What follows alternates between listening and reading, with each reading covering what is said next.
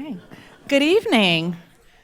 We'd like to welcome you to the April 30th, 2019 school board meeting. This is a rescheduled meeting because our normal meeting would have fallen during spring break. So we're glad everybody's back from spring break, and we're on the countdown till the end of the year. It's going to be here before you know it.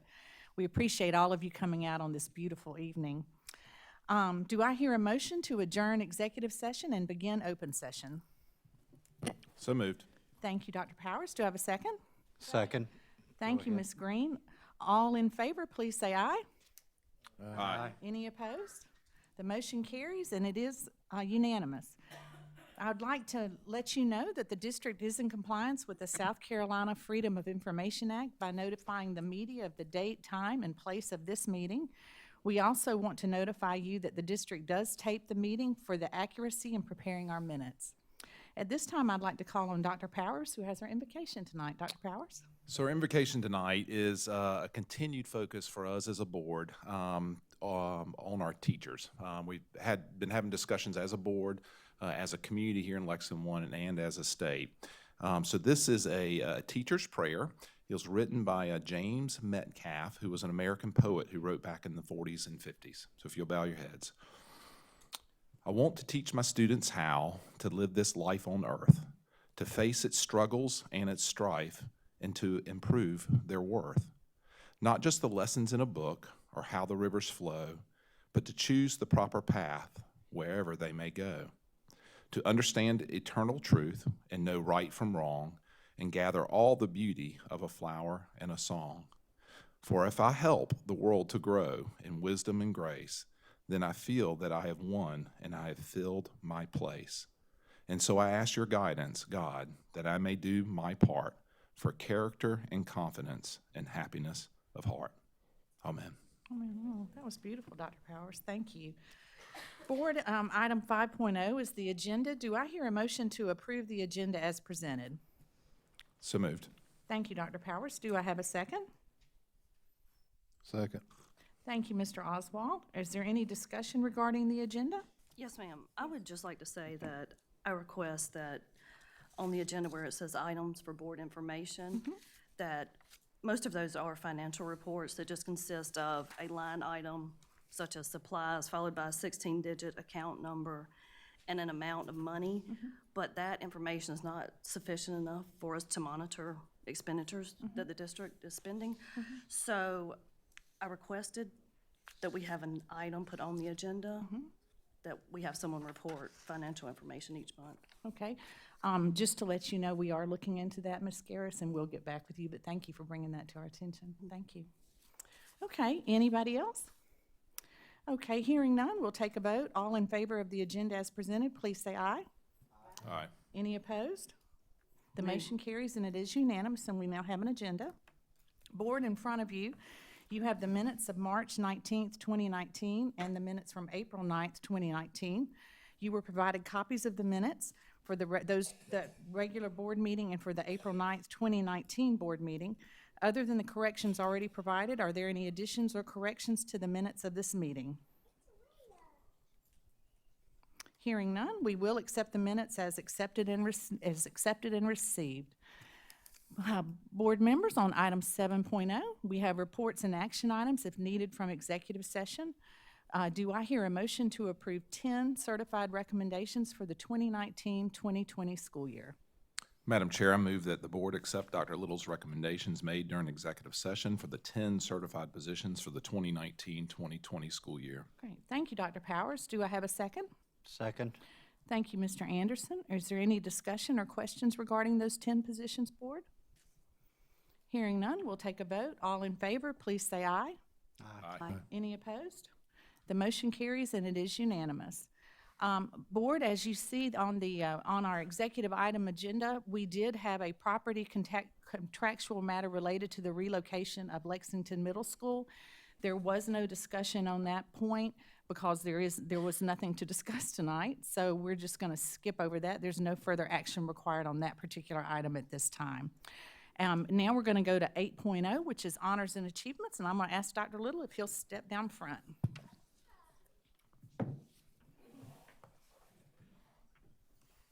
Okay. We celebrate successes of many kinds during the Honors and Achievements portion of our monthly board meeting. We recognize the significant achievements of our students and employees, as well as the contributions and partnerships with our business partners and community organizations.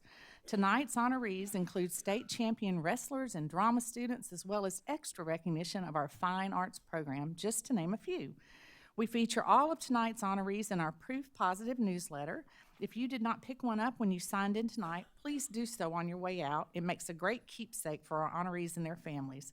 In fact, you're welcome to take extra copies if you had family members or friends that couldn't be with you tonight.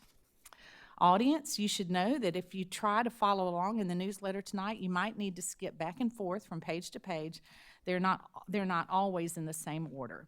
In addition, we ask that you please stay until we finish, recognizing all of our award recipients, as each award winner deserves our undivided attention.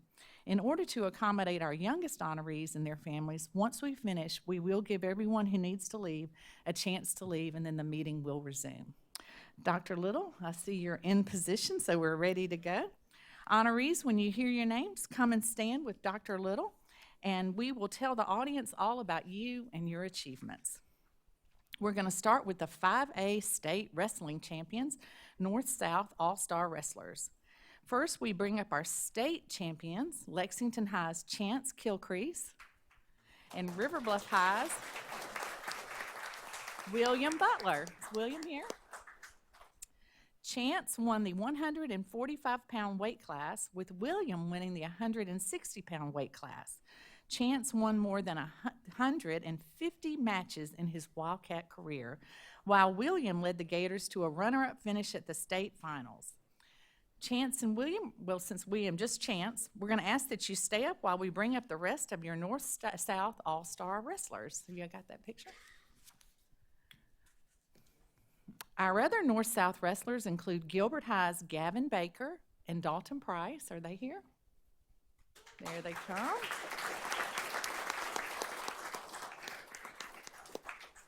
Lexington High's Isaac Manning, and River Bluff High's Michael Kiesler, Isaac Ortega, and Parker Palmer.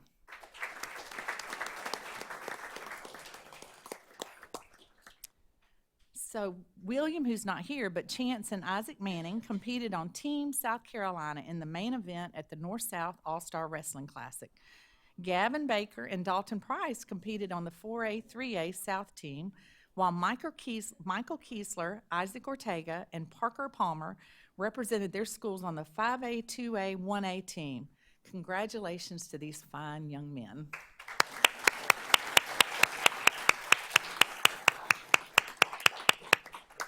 Okay. Now we're gonna go around the world, and we're gonna hear about the Russian Olympiada. So this is regarding the American Council of Teachers of Russian Olympiada of Spoken Russian and the Carolinas District Gold Medal. We value the opportunities our students have to learn other languages. Tonight we celebrate gold medal Russian students from Lexington High School. Gold medal winners include Emily Craigmile, J.C. Fleming, Jacqueline Patrick, Daniel Schleis, and Lethea Thompson. Did I say it wrong? Lethea, thank you. Lethea Thompson. Are any of them here? There they come.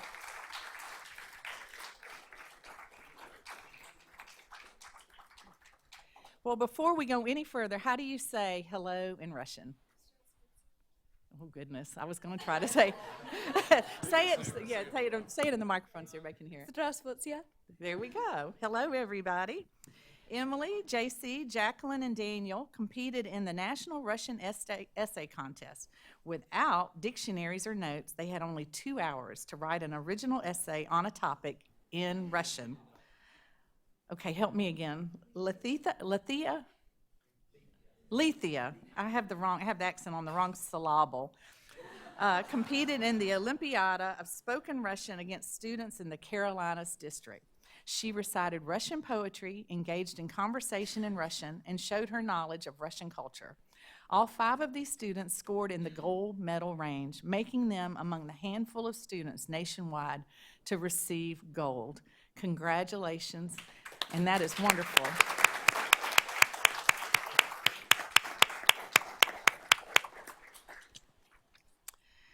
Okay, now we're going to go play a little basketball. We bounce back to sports for our next honoree, a record-breaking basketball player. Would Olivia Thompson from Lexington High School come forward? Is Olivia here? There she is.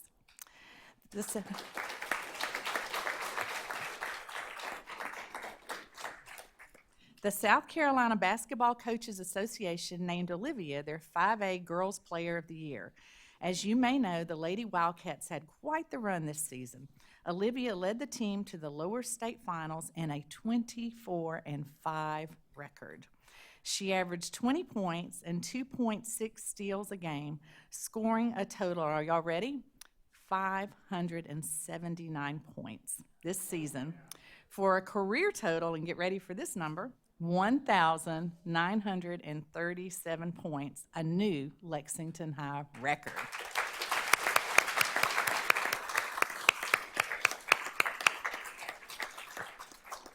Olivia also played in the Carolinas Classic All-Star Game with other top seniors from North and South Carolina. We will certainly miss seeing Olivia fly up and down the court, but we don't have far to go to see her play. She has decided to join Dawn Staley and the Lady Gamecocks down in Columbia. So,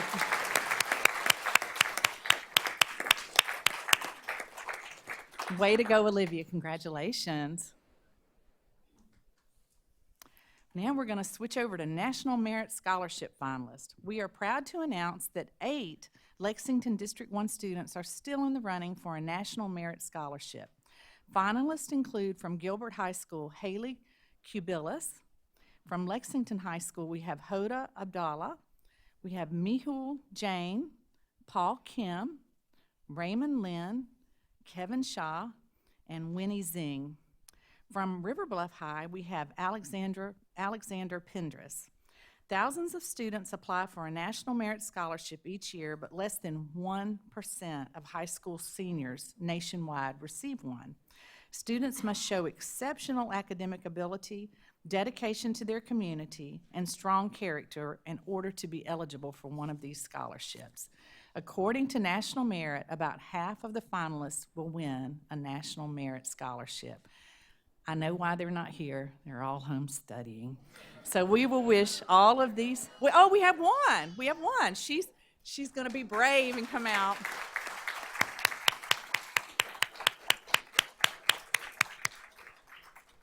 So let's wish her well on this journey and cross our fingers. So good luck with everything. Yeah, it's terrific. We're really switching gears now. 2 students won first place at the annual South Carolina 4-H Hippology and Horse Bowl contest. Let's bring up Carolina Springs Middle's Haley Collins and Forts Pond Elementary's Brooke Stallnacker, who are part of the Country Springs 4-H Horse Club. Here they come. Competing in the junior team, Haley and Brooke won first place in the hippology contest, which tests riders' knowledge of horses and horse-related items. Haley and Brooke also helped their team win the Horse Bowl, modeled after a game show with questions about horses. We applaud our students for excelling in extracurricular activities, just like the 4-H. So way to go, ladies.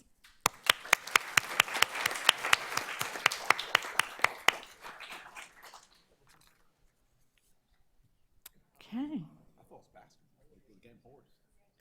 We have another player of the year from Lexington High to recognize tonight. Would freshman Isabella Rawl come forward? Isabella here? Oh, is she playing golf? Oh, imagine that. Yeah.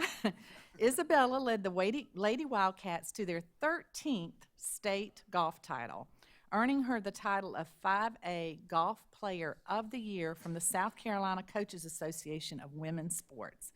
At the state tournament, she finished first with a 144, 4 strokes ahead of the second place finisher. Isabella landed at or near the top of the leaderboard in multiple tournaments throughout the season. Courted by many college programs as an 8th grader, she has decided, are y'all ready? to play golf for Clemson University after she wraps up her Wildcat career. Let's give Isabella a round of applause.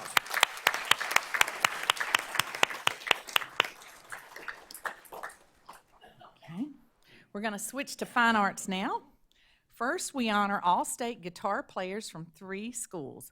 Members of the South Carolina Music Educators Association All-Star Guitar Ensemble include Gilbert High's Craig Heflin, River Bluff High's Lily Fort. Oh, here he comes. Come on up. White Knoll High's Tristan Grosskost, Zoe Kimball, Kaylee Williams, and Reed Wooten. There he comes. Great. These talented students performed at the South Carolina Music Educators Association Professional Development Conference at the Columbia Metropolitan Convention Center. You can catch them together again at the 3rd Annual South Carolina Guitar Festival on May 11th at River Bluff High. We look forward to that event, and congratulations.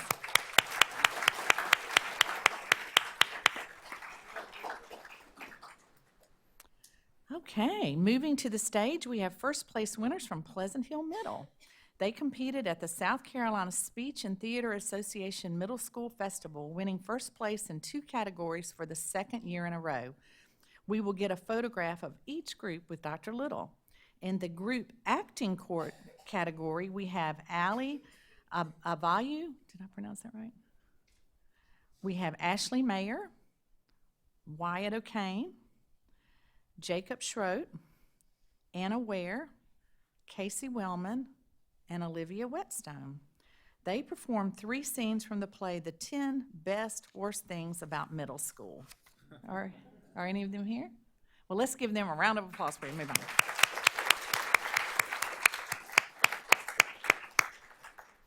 Our second winning group competed in the Reader's Theater category. First place winners for their performance of the children's book, More Pies, included Ainsley Davis, Dominic Ferricci, Emmeline McKelvey, Mary Margaret Mims, and Amanda Nicholson. They must all be at a play somewhere tonight, I think. We are quite proud of our back-to-back middle school champion drama programs. Let's congratulate that second group.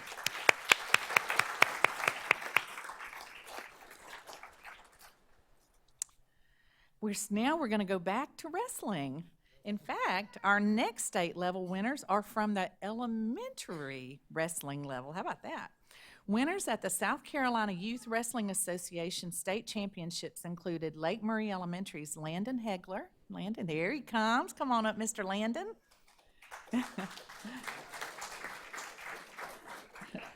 We have Pleasant Hill Elementary Cy Strobel.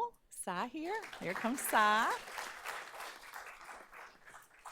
And Rocky Creek Elementary's Lawson Tran.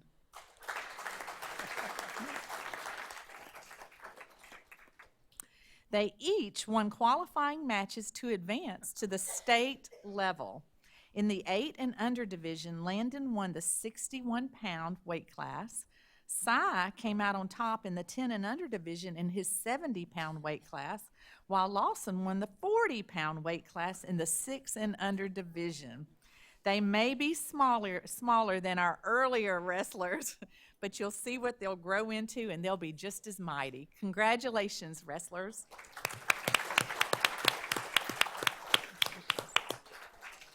Goodness, so cute. Oh my goodness, look at those pictures. Yeah. Our next honorees come from 3 schools. Guided by their art teacher, Lexington High's Jordan Stewart, River Bluff High's Joseph Ivory, and White Knoll High's Mary Ray submitted works to the National Scholastic Art and Writing Awards competition. All 3 won a gold key for their pieces, which included drawings, mixed media, and photography. Presented by the Alliance for Young Artists and Writers, the Scholastic Art and Writing Awards celebrate student artists, writers, filmmakers, photographers, and poets. Students receive opportunities for scholarships as well as the opportunity to have their work exhibited or published. Congratulations to these accomplished artists. Wow, that's beautiful.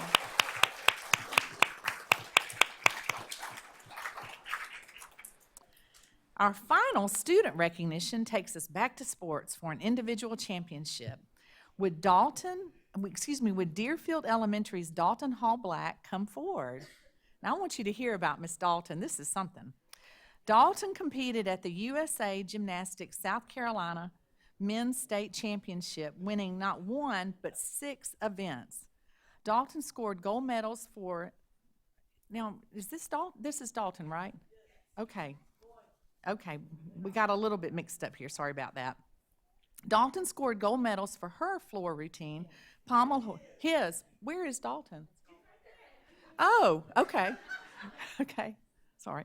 Dalton scored gold medals for his floor routine, pommel horse, vault, steel rings, high bar, and parallel bars. He received an all-around gold medal for winning his individual events. Dalton also advanced to the USA Gymnastics Regionals at the beginning of April, where now I want you to hear this part, where he competed against athletes from 7 states. So congratulations, Dalton.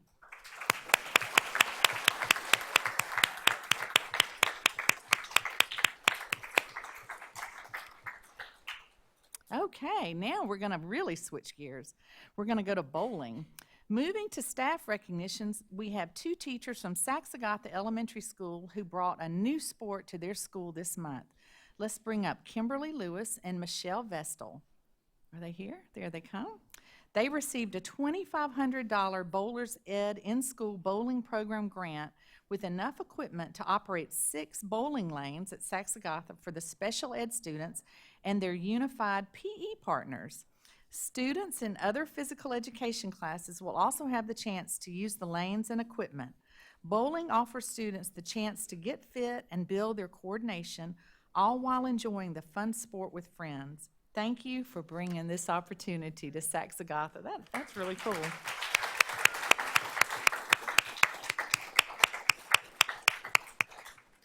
Now this is special. This is a teacher we see a lot, and we always like for teachers to be repeats.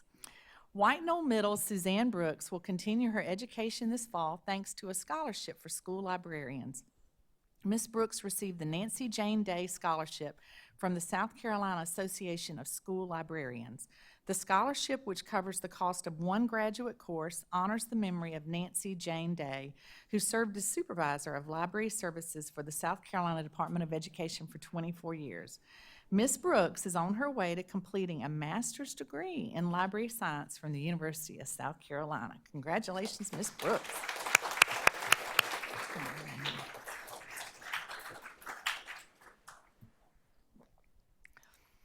Did you know our fine arts program received a national honor for the 2nd year in a row?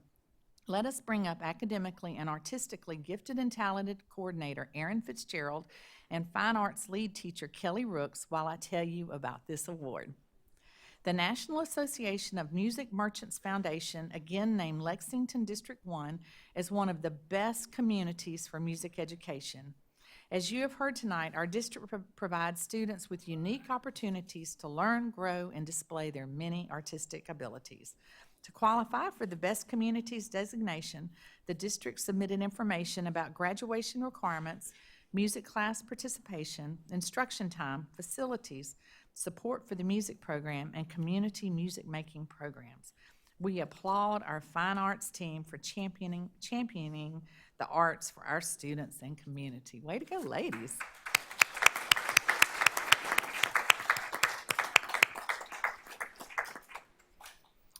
Okay, this is a big one.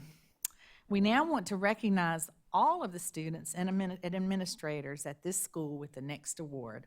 On March 19th, River Bluff High anxiously awaited an announcement by the South Carolina Association of School Administrators, the announcement of the newest Palmetto's finest school.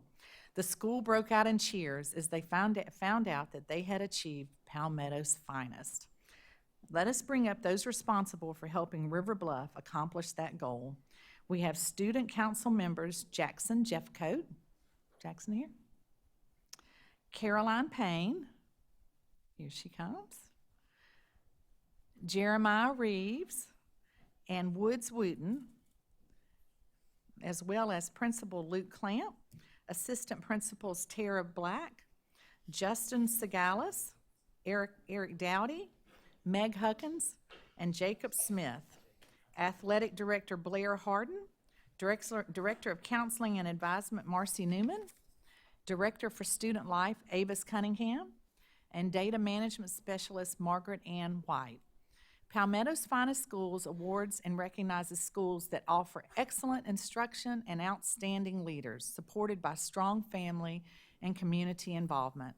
The selection process includes a comprehensive review of a school's program, focusing on the key question: what impact is this school making on the lives of students and the community, and is it deserving of the Palmetto's Finest Award? Congratulations to South Carolina's latest Palmetto's Finest School, River Bluff High School.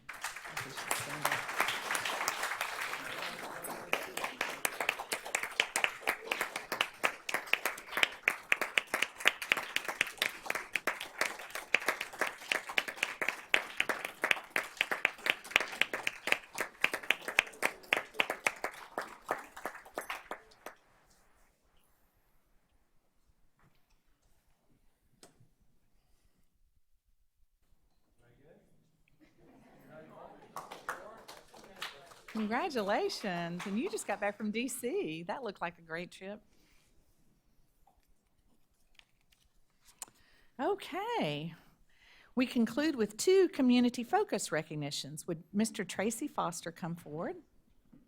We invited Mr. Foster to join us tonight because we wanted to thank him for his quick action recently. A former medic in the Army, Mr. Foster immediately rendered medical aid to a student struck by a car at Lexington Technology Center. His quick action and response prevented further injuries and provided quick treatment for our student. We especially want to thank Mr. Foster for his compassionate willingness to jump right in and help our student with this accident. Let's thank this Good Samaritan.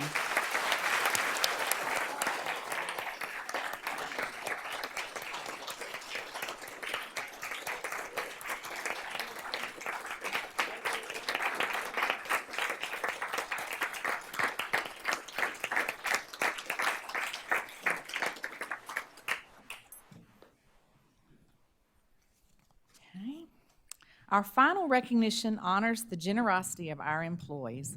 We welcome Christian Markle from the United Way of the Midlands, who joins us to present awards to the district's top United Way fundraisers. So, Christian, there you are.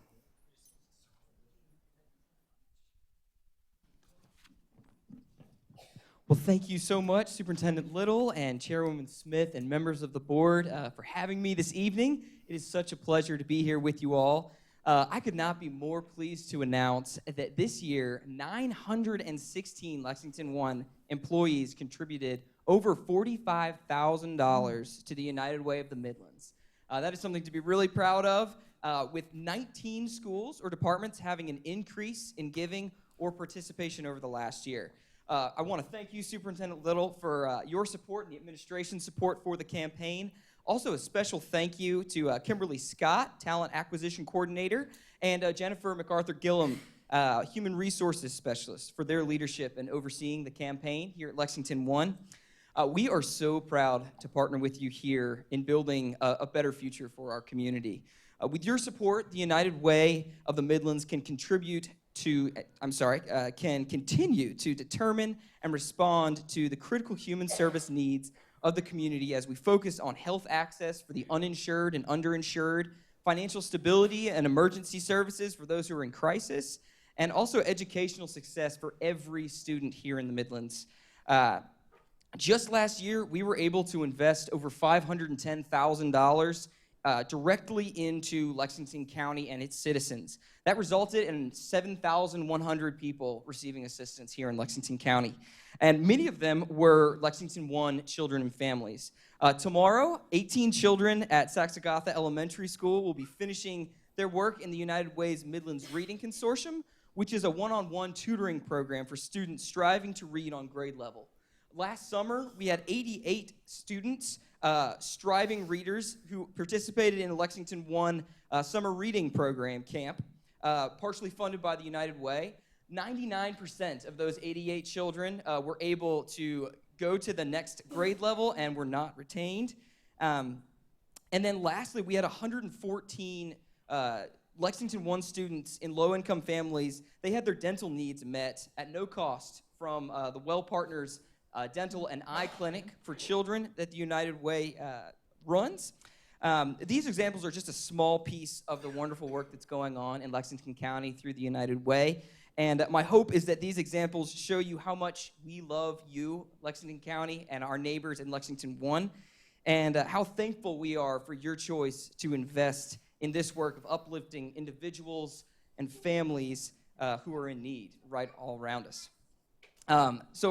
First, I would like to thank each and every Lexington 1 school who participated in the campaign this year. We cannot thank you enough. But I would also like to recognize our top 4 schools and departments for their contributions. So if representatives would be able to come up when your school name is called. So to start out with Best Elementary School, raising $4,344 with 41% employee participation, we have Pleasant Hill Elementary School. That's led by Principal Margaret Mitchum and Campaign Coordinator Sarah Cole. Yay. Thank you so much. Yes, thank you so much. For Best Middle School, raising $2,348 with 59% employee participation, we have Meadow Glen Middle School. That's led by Principal Bill Kuhn and Campaign Coordinator Davis Myers. Yay.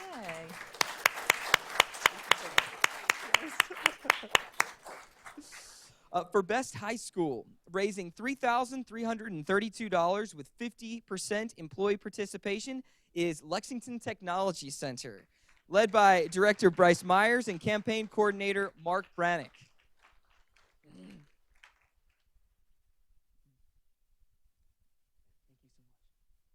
And lastly, for Best Department, raising over $4,800 is Lexington 1's Department of Instructional Services, led by Dr. Gloria Talley and Campaign Coordinator Becky Lagon. They here? Thank you so much.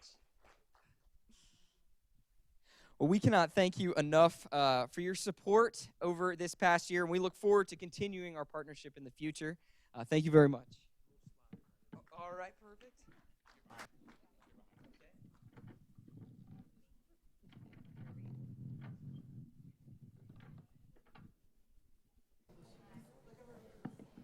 While they're getting their picture made, let's just thank all of them again. He said that was 916 employees who donated $45,000 back to our community. And I think we're just so blessed to live in this community with these kind of teachers and staff. So let's thank them again for this.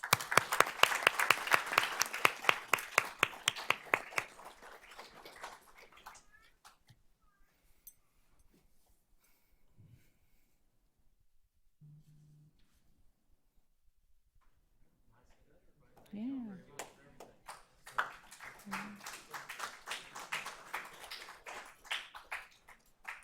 Well, that comes to the end of our awards and recognition. I want to thank all of you for taking the time to come tonight to help us recognize the many honors and achievements of our students and staff and the contributions from the local businesses and community.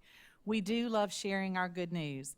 Honorees, when you leave the meeting, remember to head to your left and into the lobby where a member of the communications office will help you find your certificate. Now, just as I promised, if you want to stay, you may stay, and if you want to leave, you may leave. So thank you, and y'all have a good night.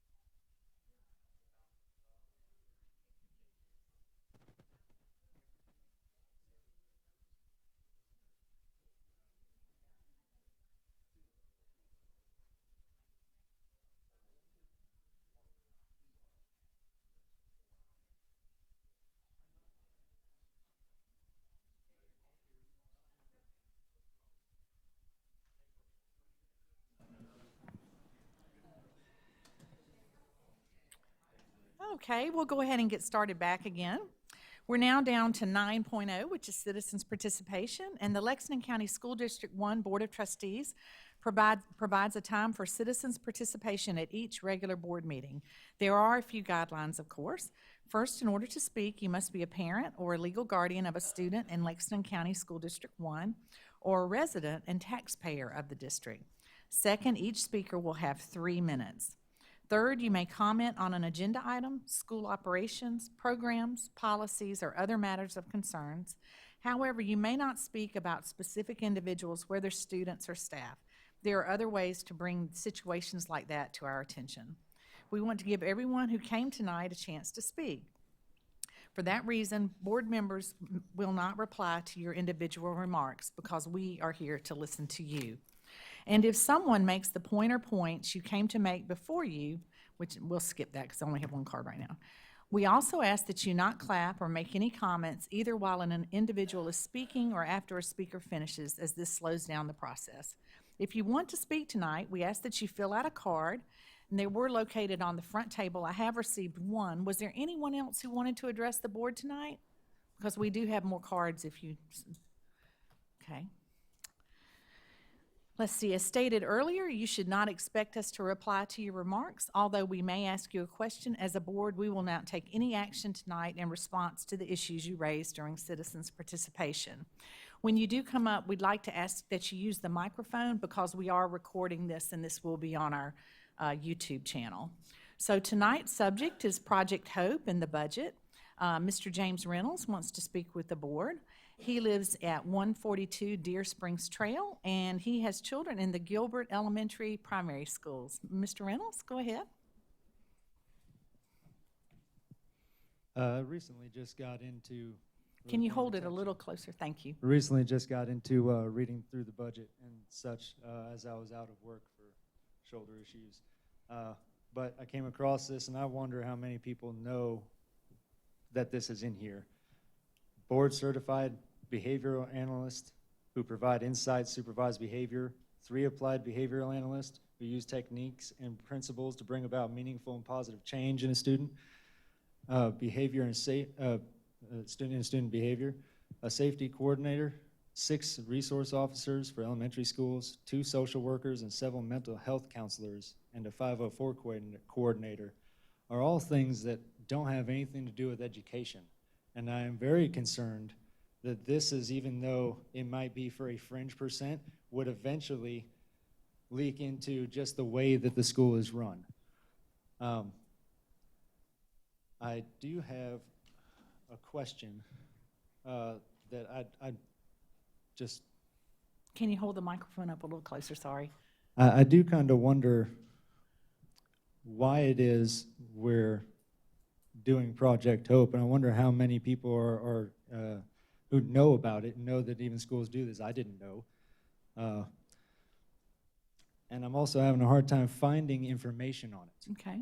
I got that it's supposed to be a fringe thing, but you can't find the fringe without surveilling the whole. Mm-hmm. And my concern is that not everybody's going to have the kind of discretion needed, say, as an adult, and not just to say, this is a policy, I have no discretion whatsoever.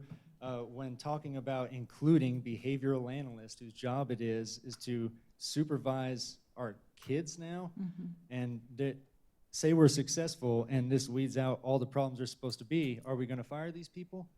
I don't see that as something that would be likely.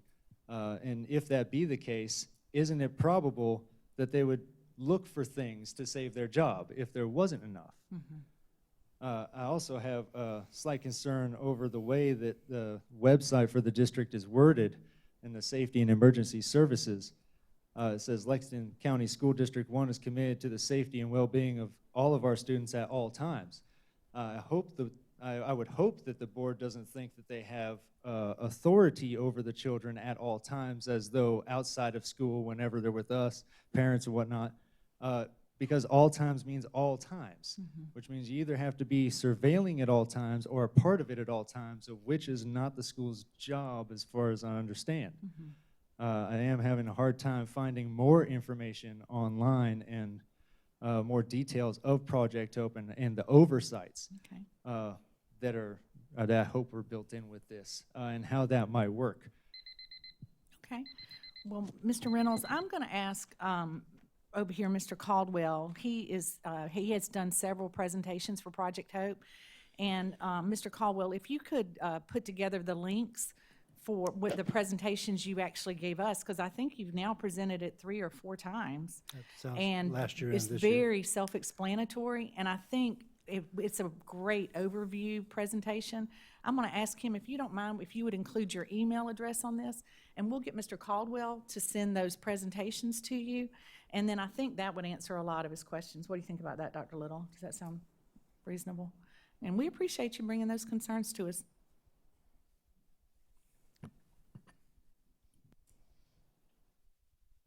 Okay, thank you so much. Okay, let me get that. Okay, do I have anyone else that would like to address the board? Okay, we'll move on to 10.0. Tonight, we have our second reading, which is our naming of our elementary school number 17. And I think those of you who were here last month, Mr. Salters made a presentation regarding the naming of that school. We're going to go ahead and get a motion and a second on the floor, and then we'll open it up for discussion. So do I have a motion to approve the name for elementary school number 17 located in Gilbert, South Carolina? Madam Chair, I move that the board approve the recommendation of the administration to name elementary school number 17 Centerville Elementary School. Great. Thank you, Mr. Oswald. Do I have a second? Second. Okay, thank you, Mr. Anderson. Okay, at this time, let's open it up for discussion. And Mr. Salters, if you want to kind of walk us through how you came up with that name and what you've been hearing. Yes, Madam Chair, members of the board. Just to remind you briefly tonight, Board Policy FF, Administrative Rule, actually, Board Policy and Administrative Rule FF-R governs the naming process. And as part of that process, we reach out to the community, local schools that are involved in the new school being built or affected by it. We involve the community in that process. We look for any kind of historical markers related to the area, work with Lexington County Museum and others to come up with anything of significance that might be used over the course of history for the name of a school. And so some of the names that were developed through that process, meeting with school improvement councils and feedback solicited from our principals at Gilbert Primary and Gilbert Elementary School, these 4 names kind of came to the foreground. Centerville Elementary, Hollow Creek Elementary, Murraytown Elementary, and Peachview Elementary.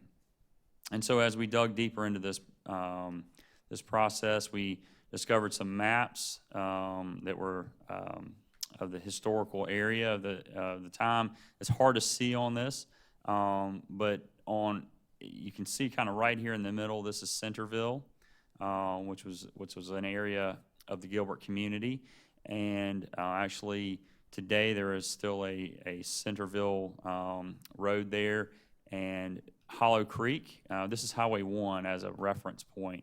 Hollow Creek, the community of Hollow Creek was kind of north of the Highway 1 area, and our property actually sits right on Highway 1, right at Rice Drive, and so it's right in this area right here, south of Highway 1. And so we used that as a reference point, and as we dug further into the history of the area, we learned that there was an original 1-story and single-room Centerville Elementary School, which later evolved into a 2-room school, which is pictured here, which was still used as a residence, up until the early 2000s out in that area. And this is actually a photo of some students attending that Centerville school in right around 1920. So and so we really try to reference that history as we look at names of facilities, and we've done that in several locations in our school district in the past. And so with that rich history in the area, the school being located right there in the Centerville community, we felt it appropriate to use that name for the school, and that's why the administration is making that recommendation to you this evening. Since first reading, we've continued to receive positive feedback. I've had a number of folks, stop me and say, thank you so much for considering the name of my grandparents went to that school, or my great-grandparents went to that school, or grew up in the area, so forth. So this is actually a rendering of the new facility that will be there that we broke ground on this morning. So construction has actually started. It'd be great to be able to place a name to that site. Great. Well, thank you, Mr. Salters. Board, are there any questions or comments regarding this name? I'd just like to say I touched base with several of my friends in the Gilbert area, and they love the historical significance, and they agreed with the PTOs and the SICs and the Booster Club members that helped us choose that name. They loved that historical reference. So we have a motion and a second on the floor. All in favor of the new Centerville Elementary School name, please say aye. Aye. Any opposed? The motion carries, and it is unanimous, and we now have Centerville Elementary as school number 17. That's exciting. Yeah. And I'd just like to point out that keeps our acronyms unique through the schools. It's getting more and more challenging as we get, more schools. Yeah, but it is. That's good to know that we have one CES. CVS. That's funny. And this, we're going to go to 10.0, which I think this is just so special. And this actually came from the students and the coaches over at White Knoll High. So we're going to go for second reading. We're going to discuss naming the White Knoll High School baseball hitting facility. Do I hear a motion to approve the name for the White Knoll High School baseball hitting facility? Do I have a motion for that? Madam Chair, I move that the board approve the recommendation of the administration to name the White Knoll High School baseball hitting facility, quote, the Brett Williams hitting facility. Great. Thank you, Dr. Guyton. Do I have a second? Second. Thank you, Dr. Powers.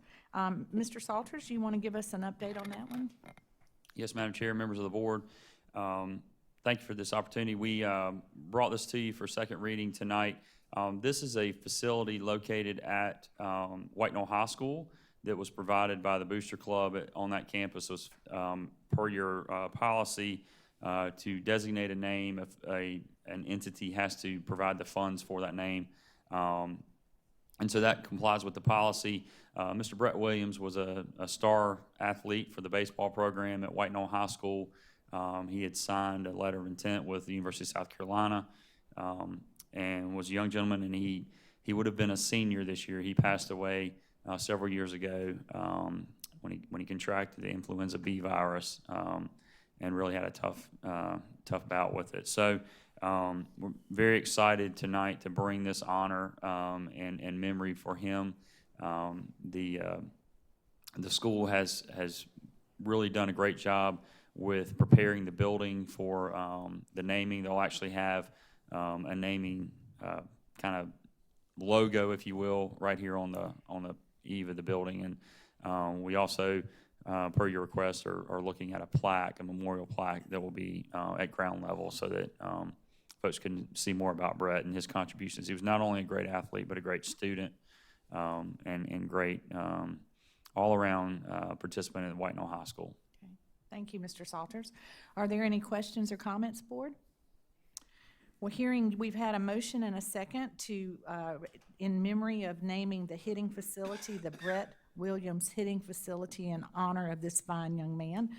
Do I have all in favor? Please say aye. Aye. Any opposed? The motion carries, and it is unanimous. And I think that's a very fitting tribute. We now have for second reading 10.3, which is policy GCRD, tutoring for pay. Let's get this motion on the floor, and then we'll turn to Dr. Talley and have her walk us through it. Do I hear a motion to approve policy GCRD, tutoring for pay? Madam Chair, in our board packets, you'll find the attached second reading of the policy GCRD, tutoring for pay. I move that the board approve policy GCRD, tutoring for pay. Okay, thank you, Dr. Powers. Do I have a second? Okay, thank you, Ms. Green. Are there any questions or comments?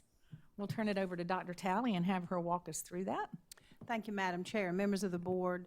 Obviously, after-school tutoring is certainly a service that in Lexington one we want to provide for our parents and our students.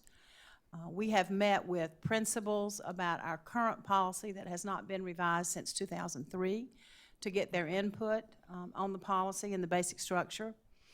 There are several things that I'd like to point out to you in this policy. One is that the policy does include that a teacher may not tutor a student for pay during his or her regular working hours. Another important point is that a staff member who is not the current teacher of record for in the content area may enter into an agreement with parents or legal guardians to tutor that student for a fee. And this practice, we feel like, is to protect teachers who might have a conflict of interest. We also feel like there should be some oversight to the service. And in the policy, we're asking that each school maintains a list of teachers who are available to tutor, and that list is available to parents under the auspices of the principal or principal designee, and that's always located in the office of the school. So we have to answer any questions you may have. Any questions or comments, board? I would just like to add, as a parent who's had to request a list of possible tutors, it was very nice to be able to just go to the school's office and request that, and then we were able to work it. So thank you. Dr. Talley, what do we define as regular working hours for teachers? Well, in our elementary schools, it's different from our middle and our high schools, but elementary schools start at 7:30 and they go till 3:30, and it's on a different schedule at each school. Sure. But that would mean after instructional time and after the students have left. Let's say in an elementary school, you'd want the tutoring to start after everyone has left. The students have left and the teachers aren't supervising other students. And so not beforehand, would that include before school or only after school? Well, I would not, it wouldn't prohibit someone to tutor before school. I myself wouldn't want to tutor before school because my mind would be on getting ready for my classes, but most of our tutoring is done after school, Dr. Guyton. Okay. And is there, with that list, is there going to be cost of the, is it going to be cost included, or is it just going to be contact information only? Is there oversight of fees, those kind of things? Yes, sir.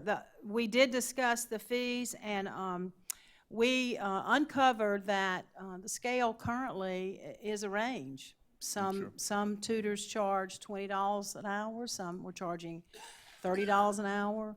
And so we're requesting that there's a minimum fee, so it's equitable for everyone. Gotcha. And And that will be monitored and provided on that list. Gotcha. Now, there's certainly outside tutoring. Remember, this policy pertains to our teachers and our employees and our staff. Certainly, parents can go, and some of you may have experienced that, go to outside vendors and pay for a fee as well.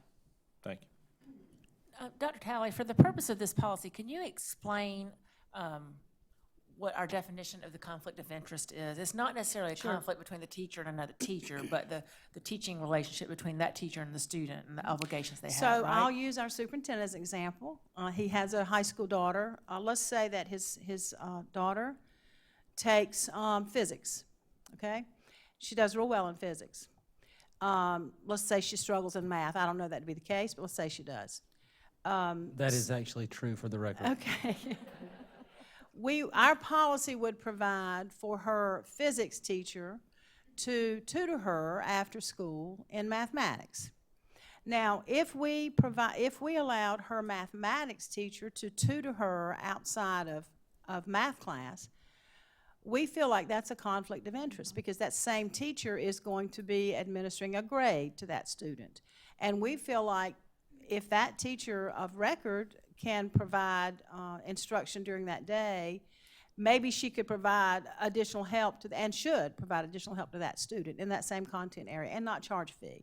And our teachers do that. We want to provide that service. So does that help explain the conflict of interest? Yeah. Yes, ma'am. And then I had one other question. in the schools, I mean, probably varying from school to school, there's the list of tutors and teachers that are available to tutor probably varies in size. It does. And I happened to see on social media a little conversation about this, and a parent was unable to get a tutor through their child's elementary school because one wasn't available. And a request had been put out and no one was available.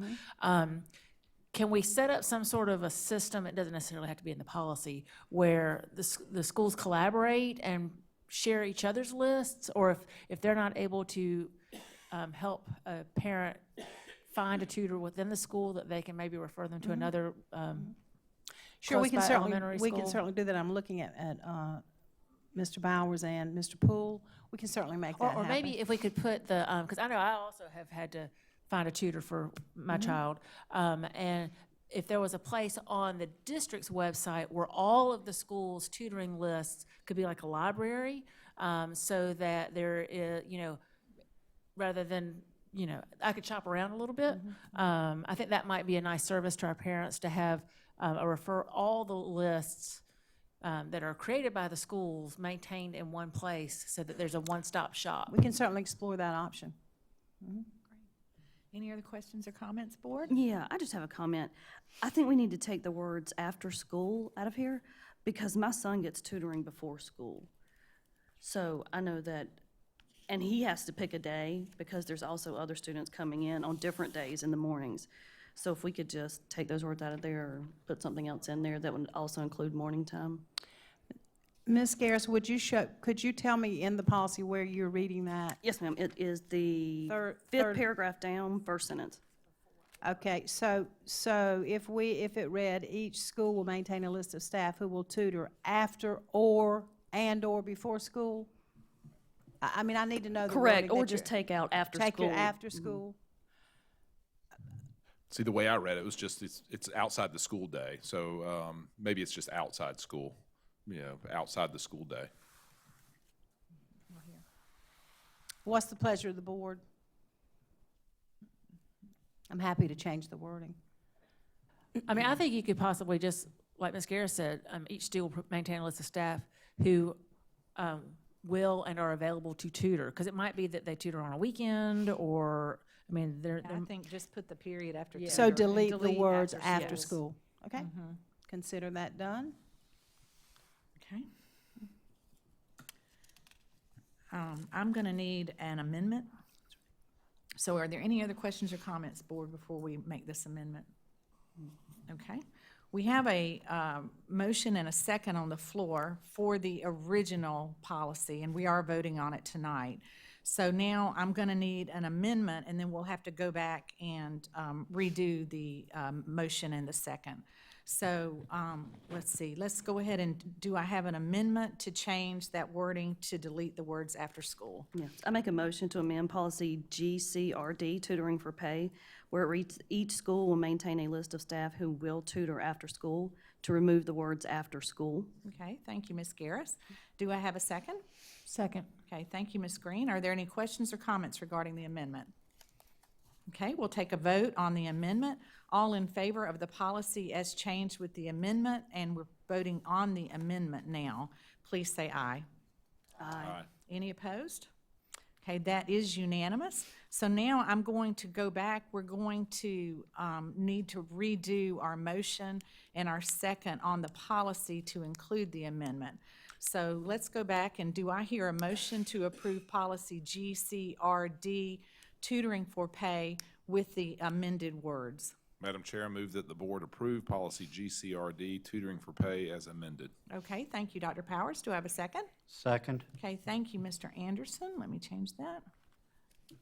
Okay, thank you, Mr. Anderson. All in favor of approving policy GCRD as amended, please say aye. Aye. Any opposed? That is unanimous. So give me just a minute. Let me write this down. So our amendment was Garris, and who seconded on the amendment? Green, thank you. Green, unanimous. Okay, got it. Okay, thank you. Now, moving on, we're going to stick with Dr. Talley. Do I hear a motion to approve 5 student travel requests that have been presented by Dr. Talley? Madam Chair, I move the board accept the 5 student travel requests as recommended by Dr. Talley. Okay, thank you, Dr. Powers. Do I have a second? A second. Okay, thank you, Ms. Green. Are there any questions or comments? Hearing none, we'll take a vote. All in favor of the motion to approve 5 student travel requests, please say aye.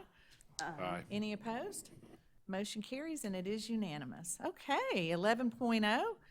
Y'all need to put on your seatbelts. You think we're getting to the end, but now we're getting to the meat of the meeting, so it's going to be a little long here, but it's a good long because we're getting to budget time. So I'm going to turn it over to 11.1, which is a report from our superintendent, Dr. Greg Little. And board, this is for information only, Dr. Little. Thank you very much, Madam Chair. Because of what you just talked about and the length of what's getting ready to happen, I'm going to forego my normal comments, except to say again, a lot of great things happening in Lexington 1 as we come to the end of the year. But I'd now like to turn it over to Mr. John Butler to do the first reading of our general fund budget. And just to remind the board, the first reading of our budget, and I don't want to step on any of the thunder that that Mr. Butler will be bringing, but I just wanted to remind the board that the first reading really serves as a first draft of our budget. Many of the numbers that we have are estimates, and as we go through the budget process, the numbers will begin to tighten up because we'll have more solid figures from both county and state government. So just as a reminder about what we're looking at tonight. So, Mr. Butler? Thank you. Madam Chair, board members, Dr. Little. This is our first reading of the fiscal year 2020 school year for our general fund operating budget.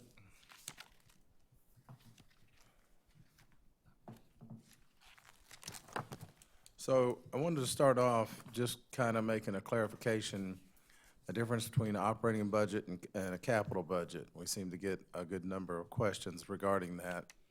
So an operating budget is used to pay for the day-to-day operations of the school district. It includes things like salaries, purchase services, travel, rentals, printing, supplies, dues and fees, everything that we pay for the day-to-day operations of the school district. A capital budget, on the other hand, is really kind of covered by law and bond covenants and direction from the district. So that covers things like major buildings, technology, and renovation projects. It also includes some other items such as buses, library books, and band instruments and uniforms. So you cannot use capital funds to pay for operations, and I think that's where a lot of people kind of get And I think a lot of people get confused with the bond referendum money. They don't understand that when our constituents give us permission and that we pass a bond referendum, that we are obligated by law to fulfill exactly what was in the referendum. We can't take that money and say increase teacher pay or increase Dr. Little's pay. We can't do that, can we? No, sorry about that. It's against the law. And I always tease I don't look very good in orange, so. Yeah, neither do I. So we'll start out looking at our student population. This is the students that we had for the 6 years that we have the numbers for, and then the projection for next year. So for this year, at the 135th day, we had 25,999 students, which is an increase of 488 students. Looking to next year, we're looking at an increase pretty close to that, about 511 students. That would take us to 26,510 students. So that 25,999 students this year is K through 12. If you include preschool, that's another 826 students for an overall total of 26,825 students. So some things that we considered going into the budget process was to meet mandated expenditures without sufficient state funding to meet those expenditures. I'm sure you all are very familiar with the term unfunded mandates. That's basically what that is. Provide for student growth, We have to meet state and federal requirements, also the inflationary cost. You know, if the utilities go up and light bills go up, we have to pay that amount or they cut the lights off. So we had to consider that. And then to ensure the quality and support for students and staff. And then if you look at the priorities for next year's budget, I guess it was 3 years ago, Dr. Little came with a initiative of a drive to 35, which meant that our starting teachers, straight out of college, no experience, just a bachelor's degree, which is the lowest paid on the teacher salary schedule, would be at least $35,000. This budget, as is proposed tonight, would actually make that about $35,150.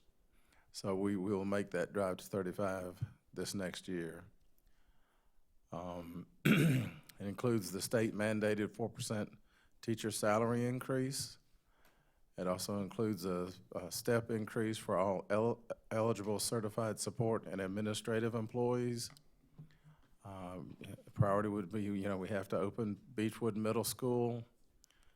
And then we wanted to offer supplemental student support. Those are things like special ed resources, ESOL, interventionists, psychologists, and mental health counselors. And then another priority was to at least maintain current class ratios. Obviously, it would be great if we could reduce those, but given the restriction on the money that we have available, you know, at least maintain the current class ratios.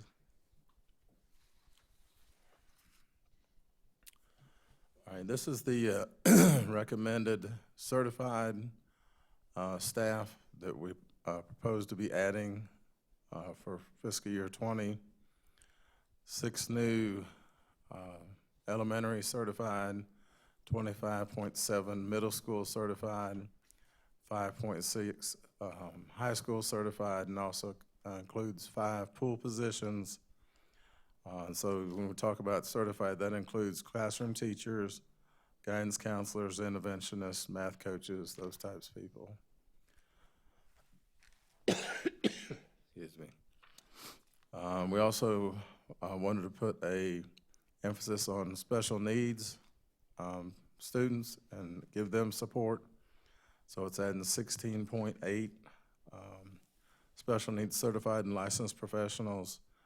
That includes the board certified behavioral analyst, includes resource teachers, speech teachers, primary high support in K through 2, and autism teachers. So that kind of makes up that 16.8.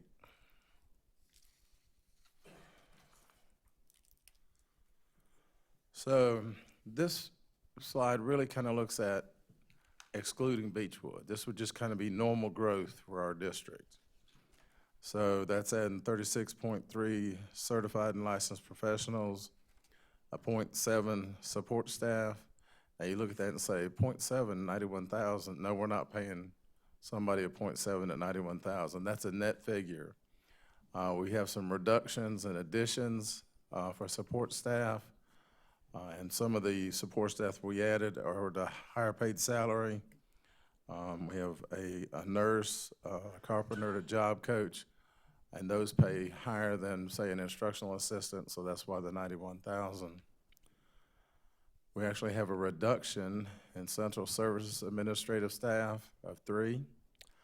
That would be my position since I'm retiring. That includes the director of accounting.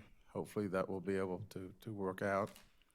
And also includes a director's position in communication. And then we're adding 1 school administrative staff.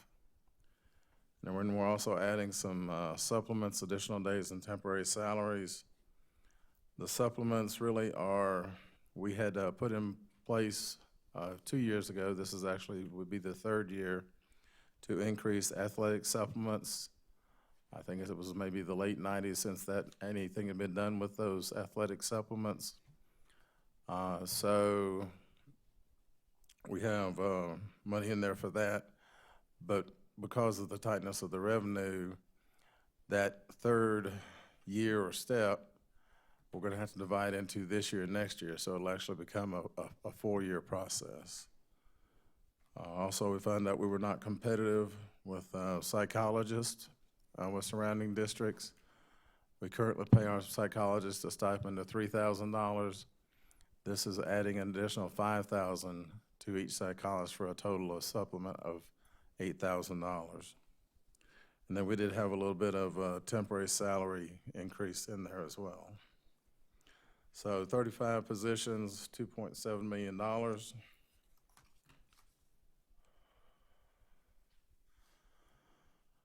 Now this is just Beechwood, since we took it out of the last picture. Total of 83 positions, almost $5.6 million. You'll see 18.1 of those positions coming from Lexington Middle, 34.35 coming from Pleasant Hill Middle School. So as those students transfer from Pleasant Hill Middle and Lexington Middle, some of the staff will go with those students. Obviously not all of them, because there's some things you can't transfer. You have to have an additional nurse, you have to have some additional secretaries, custodial staff, those kinds of positions. So for a net of 30.55 new positions for Beechwood at about $2.1 million. And then we have an increase in programs and services of about $263,000. So overall total of $2.359 million for the opening of Beechwood Middle School. So we saw without Beechwood, and then we saw with Beechwood. This is combining those two for everybody. We talked about the 59, excuse me, .1 certified and licensed professionals, increase of 8.45 net support positions, the reduction of the 3 central services administrative staff, the addition of the 1 school administrative staff, and then supplements, additional days, and temporary salaries, about $448,000. So overall for next year, increase in FTE of 65.55 at right about $4.8 million.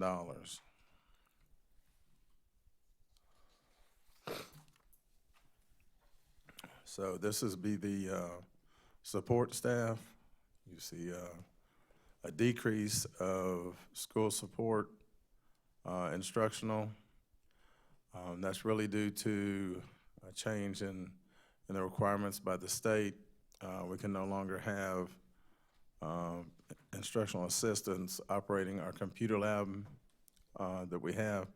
So those has to be certified. So it's a reduction in number of positions for instructional support, mainly because of those computer lab assistants.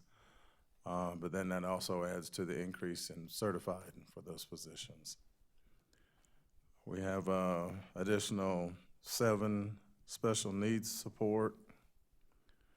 That's really things like the primary, the high support primary instructional assistants, and then other areas of special needs, 2, and a job coach. So then we have other school support. A lot of this is coming from Beechwood. We have support housekeeping and custodial. And then we had the nurse that I mentioned for Beechwood. And then the rest being secretaries and bookkeepers. Most of the secretaries, I think, are at Beechwood also. And then we also have in here a central services support, and that's for maintenance. That's a carpenter. We've increased the square footage in our district by a lot. We've not added new staff at all. So this is at least adding 1 additional position for that.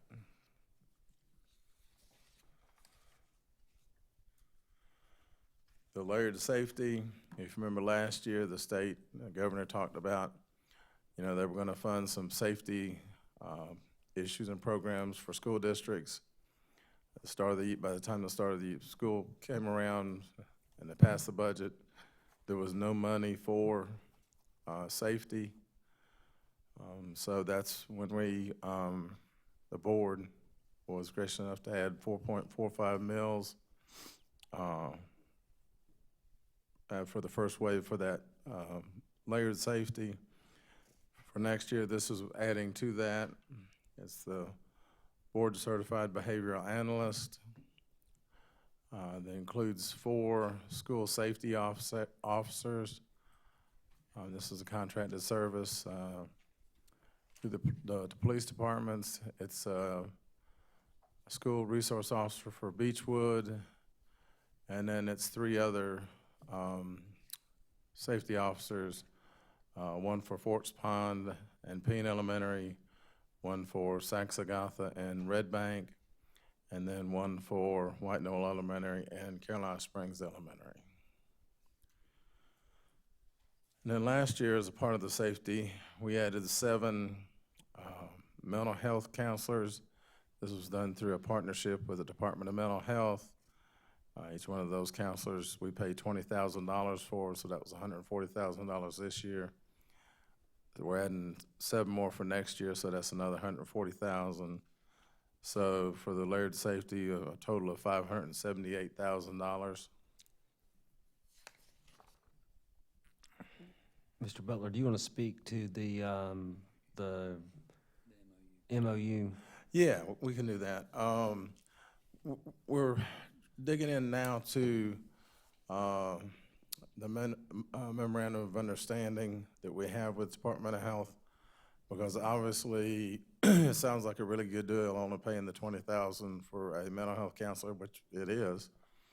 But the question arose, well, who's receiving the money for the billing of the students that they see, especially particular Medicaid students? Well, currently mental health keeps that money. So we're in the process of trying to find out how much money that is, and could we possibly reduce that $20,000 even more, saying we need part of that reimbursement. So we're looking into that now. Because that work is happening on our campus, so we provide the facility for that work to happen? Yes. Yeah, okay.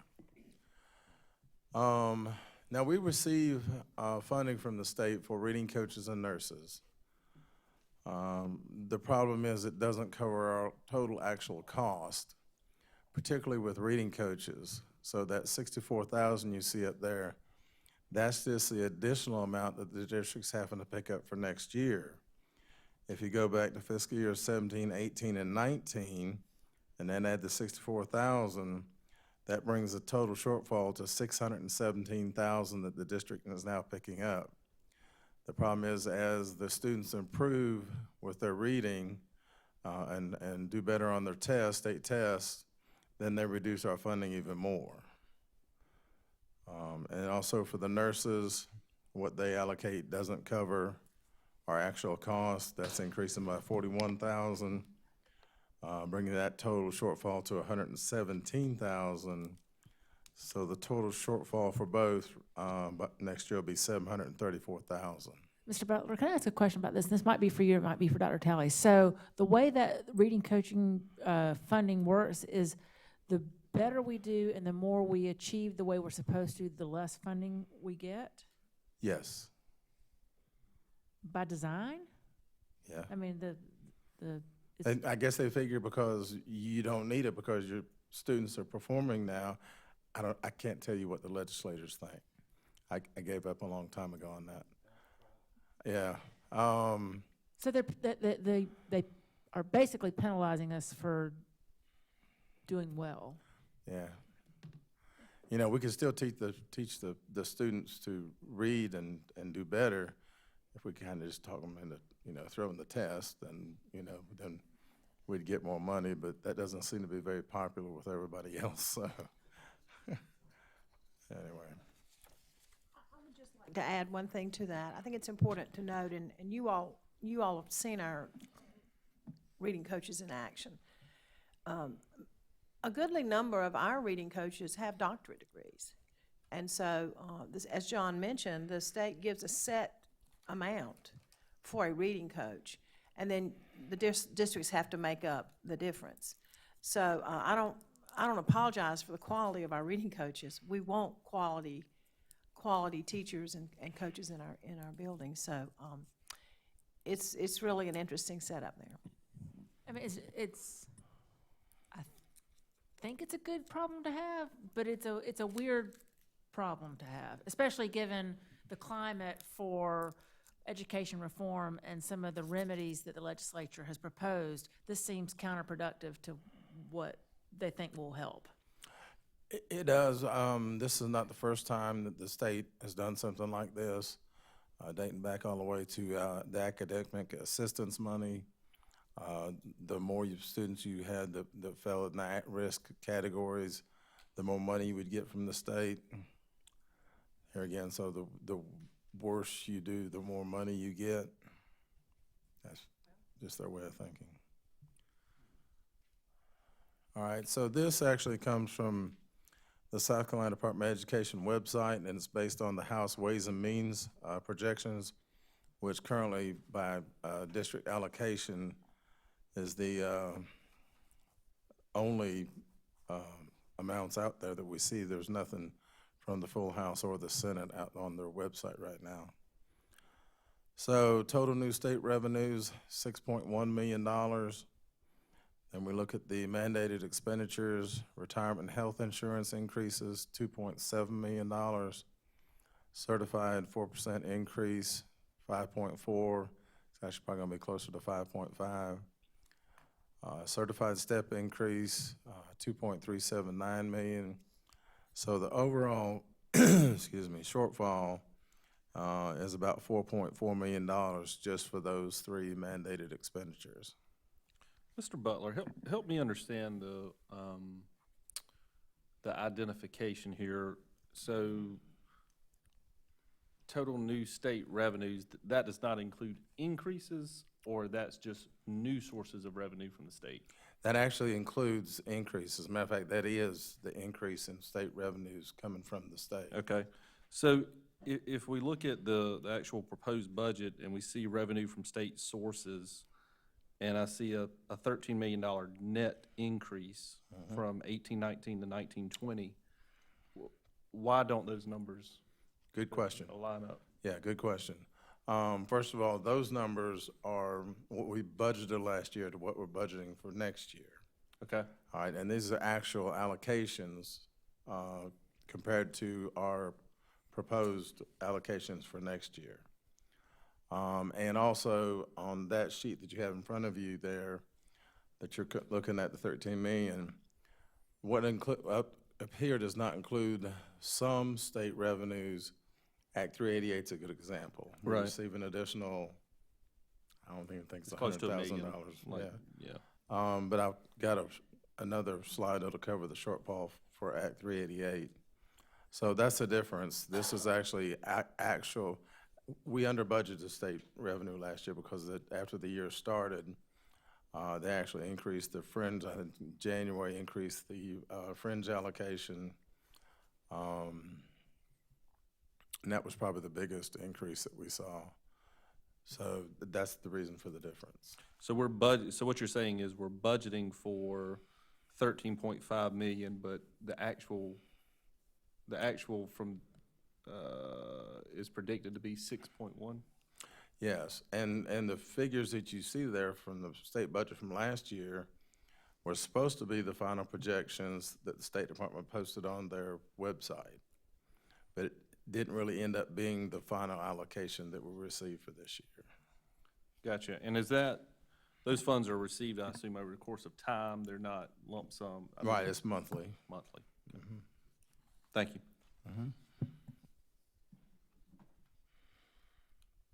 And Mr. Butler, let me just, I think I understand, the step increases are basically, so you look at it's a spreadsheet, a grid, and I would look down and say, Mike Anderson is a teacher and he's been working 8 years. Next year, he'll have worked 9 years, so he moves to the next block. That's the step increase, right? Right. Okay. And also based on his degree, was bachelor's, master's, doctorate, whatever, yes. So we had some increases in programs and services, utilities and maintenance, a little over $300,000. That's bringing on Beechwood Middle School and also preparing for rate increases for other utilities and maintenance across the district. Like I said, if they raise the increased cost for electricity or for the utilities such as lights, then we've got to pay that. Contractual services, licensed professionals, that's contracting for occupational therapists, physical therapists, and psychologists, where we weren't able to find somebody to actually fill a position, so we have to contract for those services, which probably does cost us additional money. We talked about the 4 additional school resource officers. We have an increase in instructional services for mathematics Mr. professional. Butler, this probably isn't a question for you, but I was at an event with Sheriff Kuhn last week, and he was telling me that they are just really struggling to find school resource officers for all the districts in Lexington County. I know you speak with him on a regular basis. Do we have kind of a plan in place because it takes a special person to be a school resource officer? It does. So certainly one of their challenges is like any of our challenges is that, you could have 15 school resource officers in the budget, but they would have a hard time filling that role. I'm going to turn it over to Mr. Salters, because I know they've had that conversation and about kind of how we're going to handle it. Yeah, so what's happening, actually, we're getting the benefit of some other activities going on in some other districts in the county. There are some other municipalities who are taking over the resource officer role. So, for example, like the West Columbia PD would be taking over and hiring a resource officer at a school, and the county currently staffs that with an SRO, a county SRO. And so we're going to be able to move individuals from those openings to our facilities. So they're already trained. They've been working as SROs, already employed with the county. And so we anticipate being able to fill these positions with those individuals. So Great. Okay. it's working out pretty well for us this time. Great, thank you. So increase in instructional services, like I said, it's mathematics professional learning, and also increasing the number of existing lab sites, total of 441,000. Another initiative of Dr. Little's when he came here was to reduce the amount of fees that our parents are having to pay. So a couple of years ago, we started with, those supply sheets that we walk in Walmart and you get a supply sheet and they want you to buy all these supplies. So we went through those, particularly I think Mr. Bowers was pretty instrumental in that, and reducing the amount of those supplies that our parents were being asked to pay for. In the current year, the Lexington Technology Center reduced a good number of their fees. And they're proposing to reduce some more for next year also. But this particularly is really for middle school fees. It's reducing general consumable fees, English reading fees, and science lab fees. But we depend on those dollars. So if our parents and taxpayers aren't paying that, then we are supplementing that with an allocation to those middle schools. Background checks from human resources. Just before you go on, I do want to say that Ms. Garrish brought up us also looking into, I believe it was the parking fees as well as the optional insurance on the iPads, but they're not iPads next year, and so those are 2 additional fees. We're at least exploring and seeing what those are, what they look like, and kind of how they might play into the operations of the school and those kinds of things. The challenging thing, as Mr. Butler said, is that most of the fees have been around a long time, and you got to kind of follow the thread about where they came from, why we have them, what the impact is. You know, you got to trace them over time. So we'll certainly explore those as well. Where do we find those fees in terms of the revenue? Where do those appear? Where does those fees go to? Or no. Where does it appear in terms of our revenue sheet? They're not in there. Those fees go into the school's individual Okay. pupil activity accounts. So if I collect a math workbook fee, then it's used to pay for the math workbook. But those are all deposited in the school's accounts and the pupil activity accounts. And do we have, I imagine oversight's maintained, but is there an idea? I mean, is it 400,000 or is it 4 million or is it 400 million? Do we have a number of what that revenue is? District-wide, it's about $2 million. About 2 million. Yep. Another increase, background checks through human resources. I think the majority of this is an increase in number of background checks we're doing on volunteers. You know, the safety of our children is one of the biggest priorities for us. And the last thing we want is to have somebody in the classroom who shouldn't be in that classroom. So we're having to pay for those background checks. That's an additional $75,000. The Code of the Future supplies, $49,000. That's for our existing Code of the Future schools: White Knoll Elementary, Rocky Creek Elementary, New Providence Elementary, and Pillion Elementary School. So total increase of $1.5 million. We do have some decreases. The startup supplies for our new schools, and if you think about it, the startup costs really come the year before the school opens. So in the current year, we had a lot of startup costs in there for Beechwood Middle School. So by the time the school opens, we have everything we need and it's ready to go. So there is a reduction there, but there's also an increase for the new Gilbert School, the Centerville Elementary School you heard Mr. Salters talk about earlier. So the net of that is a reduction of $127,000. Also have a reduction in executive leadership program of $122,000, and that's really reducing the amount we're paying for the New York City Leadership Academy. So we're cutting back on the amount that we're paying them.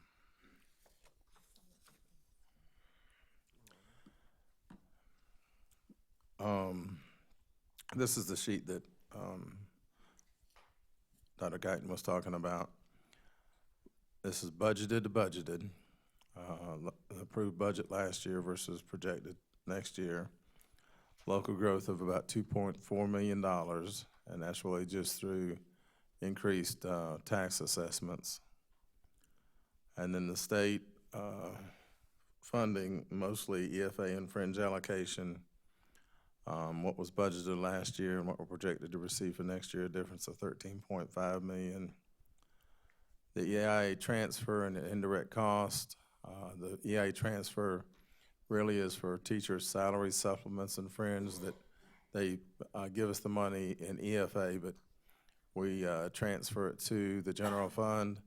Otherwise, we'd have to cut up like 10% or whatever the portion is off of every teacher's salary and charge it the EIA. It's just so much easier to transfer the EIA portion to the general fund and charge it also to the general fund. Indirect costs, that's due to our grants, particularly federal grants. It's kind of an overhead cost that we're allowed to charge. So an increase overall about $288,000. We're projecting currently to use operational balance of about $9.8 million. We use $9 million in the current year's budget. And hopefully by the second and third reading, we'll be able to tighten that up and reduce that some. So overall increase in projected revenue is $17.1 million, and that's about a 6.1% increase. Mr. Butler, where do you think our fund balance will be at the end of this year, when we finish this school year? That's a good question. We've looked at projections on that. And I think it'll probably increase by 3 million, maybe 4 million, something like that. So probably around 54 million. Okay. Sounds like a lot of money. We currently have a board policy that we have to have at least 7%. We're drafting a change in policy to make that 10%. If you look at the Government Finance Officers Association, they recommend a 2 months operating, which is between 16, 17%. And that's really about where we fall right now. It's about the 16, 17% for fund balance. Well, I've been signing a lot of big notes recently, and our interest rates are contingent upon that fund balance too, correct? In their bond covenants? That is correct, yeah. That's probably the one most important thing that Right. the bond rating agencies look at. Yeah. So as long as it's increasing, they're good. Now, for some reason, it would decrease, and we didn't say, oh, well, that was planned for whatever. It just reduced, and that becomes a concern for them. You know, we've been upgraded in our bond ratings twice in the past 8, 9 years. Even back in '09, when we received the first increase, when everybody was getting downgraded for their bond ratings, we actually received an increase in our bond rating. So we've been pretty strong with that. Well, and I think just last week, an upstate school district was put on the caution list because of their fund balance. That's right. And actually, they had been warned, and then they didn't fix it. That's right. And so they're under management watch. And that's going to be a part of our report card, is the financial stability of the district starting next year, That's right? right, yeah. And I actually served on that statewide committee for the guidance that given districts for what their fund balance and all should be. I was surprised to find out that at that time, 4 districts in the state of South Carolina actually had a negative fund balance. Basically, they're broke. So. One thing that I had seen was a projected decrease of about 1.2 million based off of vehicle taxes that would fall under our local. Where does that come from? Well, because I've asked the same question, and the way the county does that is you almost have to kind of project that, because they don't increase vehicle taxes until they've collected that month's vehicle taxes. So the last one we received was through March. It did not have April, May, and June's vehicle taxes in there. So you have to say, okay, for 3/4 of the year, you know, it increased this amount. If you extrapolate that out for the next 3 months, then it should be around this amount. But it's kind of an estimate of what that is going to be. But you're right. Right now it's less than what it was for the current year. So Mr. Anderson needs to buy a new car. What you're saying? Absolutely. Okay. I did my part. I bought my son a truck and paid over $1,000 in taxes for it. So.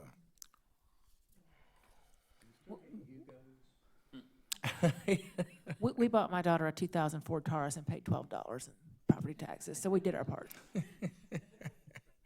Okay. Yeah, on my truck, I think I pay about $140, but it's, 13 years old and has 290,000 miles on it. So. I talked earlier about the loss in funding due to Act 388. This is a real simple calculation. You just take the amount of money we received from the state for Act 388 and compare that to the amount of money that we would have received on owner-occupied homes for school operations had it not been for Act 388. So for instance, last year, that was $41.3 million difference. Because as new homes are built, we receive no new money for the state for that home. It's not related to it at all, but yet they bring kids. So if you look across 10 years, cumulatively, it's been over $209 million that we've lost. That's an average of about $4.1 million each year, and like I said, that's cumulative. So. We saw the revenue. This is the expenditures. Increase of $15.8 million in salary and related cost. Programs and services 1.3, total of 17.1 million. So that's a 6.1% increase. Of that $15.8 million, right around half of that comes from the teachers' 4% in the step. And then the rest is for, growth, Beechwood, just regular growth that we have.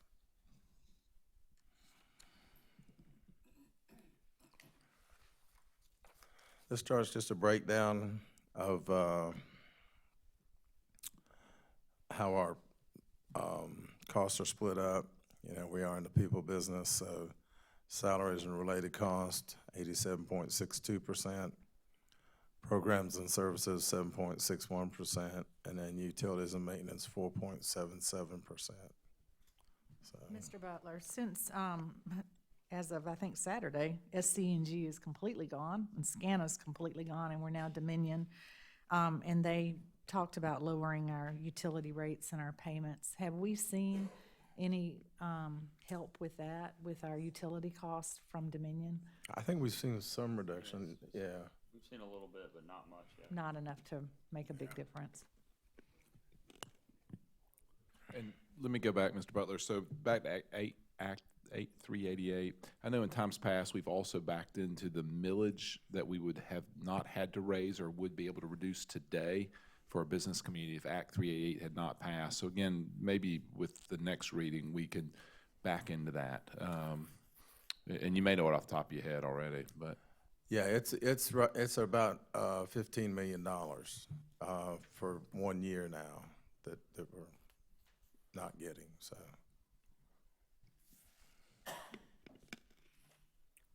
All right. This is besides not paying us what we should receive through Act 388, they also put a cap on the amount of millage that we're allowed to increase. We're allowed to increase by the South CPI plus the growth in our district. Those numbers come from the state, so that's 4.72%. We're currently at 322.4 mills, which would allow us to increase millage 15.21 mills. This proposed budget for our first reading does not have a millage increase, so it doesn't generate any additional revenue. If we increase the 15.21 mills, that would generate around $4.3 million.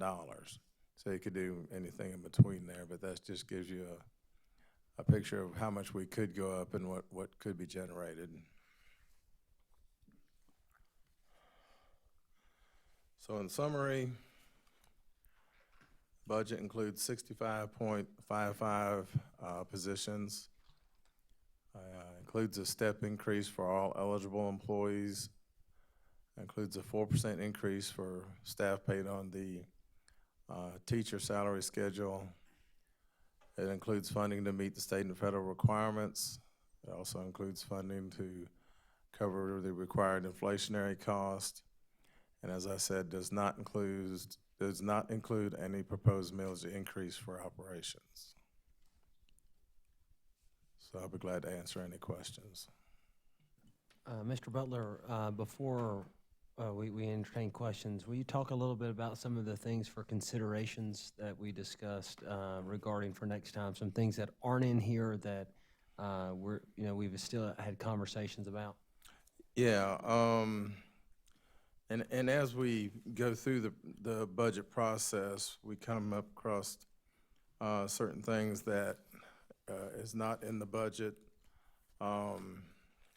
that probably need to be added to the budget.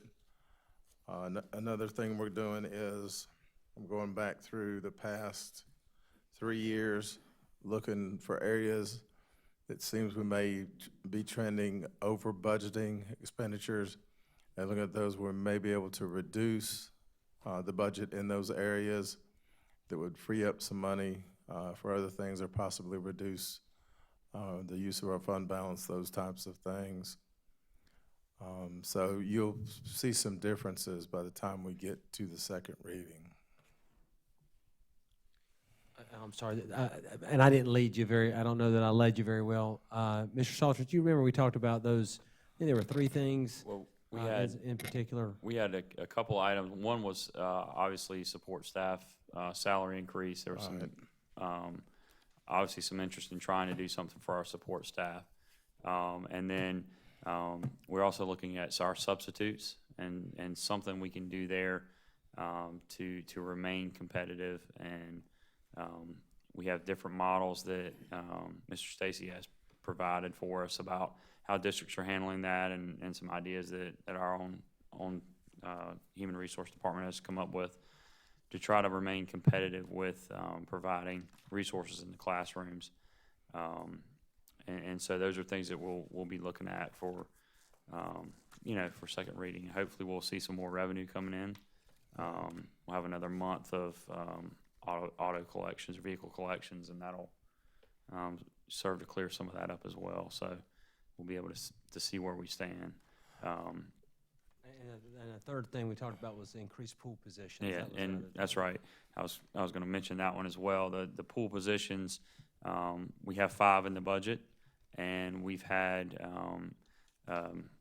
in the past few years a good many more than that. And those are positions that are just kind of placeholders, so that as when students come in or we have needs come up throughout the course of the year, typically those are in special education. We have a placeholder to be able to hire a position, and that's already in the budget and planned for. So as I said, we have 5 now. We hope to be able to increase that to at least 10. I know that's a big priority for our instructional services team.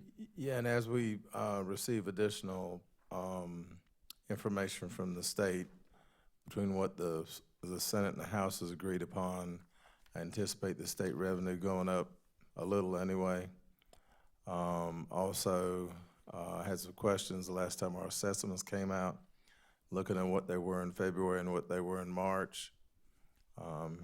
As Dr. Guyton mentioned, the vehicle taxes being less, but also taxes on taxable real property within the district in that 1 month period went down $1 million. So I've asked the state, what's that caused by? So they're supposed to be looking into it. I've talked with the county auditor's office, and they're working with the county treasurer's office to try to see if they can determine why that is. So hopefully they've left something out that they need to add back into those assessments. Mr. Butler, how much, I can't remember what you said the calculation was for support staff for like per percent if we were to increase it? What would 1% be? The cost? Yes. It's $400-some thousand for 1%. Okay. And then another question I have, and this goes to the Drive to 35. This might be actually more of a Dr. Little or Mike Stacy question. When we started the Drive to 35, I had just come on the board, so it was almost 3 years ago. And one of the things that you provided was a comparison of all the area school districts. And as we have moved forward, many of them have moved forward as well. So I feel like our context of competitiveness has changed. So I'd really like to see a new analysis of where, when we get to our next increase, where we'll be compared to the folks that are in our area, just because, they haven't stayed while we've moved forward. They've moved forward too. And I feel like that the playing field has changed just a little bit. Lexington two's added a signing bonus, or at least their Right. billboards over in their Right. district say that. In our district. Yeah, in our district. Yeah, really. Sure, we can do that. Although I think you'll see that we've probably increased a little bit more than what they have, just because we've gone up more than what the state says we need to go up. So, yeah, we can look at that. I think for the past 3 years, a teacher's salary, including the step, has gone up by like 11%. This next year, I'll probably put it closer to about, for 4 years, about 17%. So overall, I think you'll say we're gaining some ground on those salary schedules. Well, this is just kind of a musing. I sent an article to Ms. Smith earlier that the Greenville County School Board had a first reading last night about raising millage for salary increases for their teachers, across the board, and it was a pretty significant salary increase. And I know we are undergoing a millage increase because of our building plan. And I would like to know, maybe the folks here can kind of put their ears to the ground, if there would be stomach for a small millage increase for support staff salary increases. I think that's important to know. We want our staff to feel respected and appropriately compensated. And a way to do that without having to cut something else would be a small millage increase. Right. I do think although they'll still see a raise because of the step, I do think some of the support staff may cause a morale issue. I agree. If they see I agree. teachers getting 4% plus a 2% step and they're getting a step. So I think you might see some issues there, even though the teachers is driven by the state, not us. So.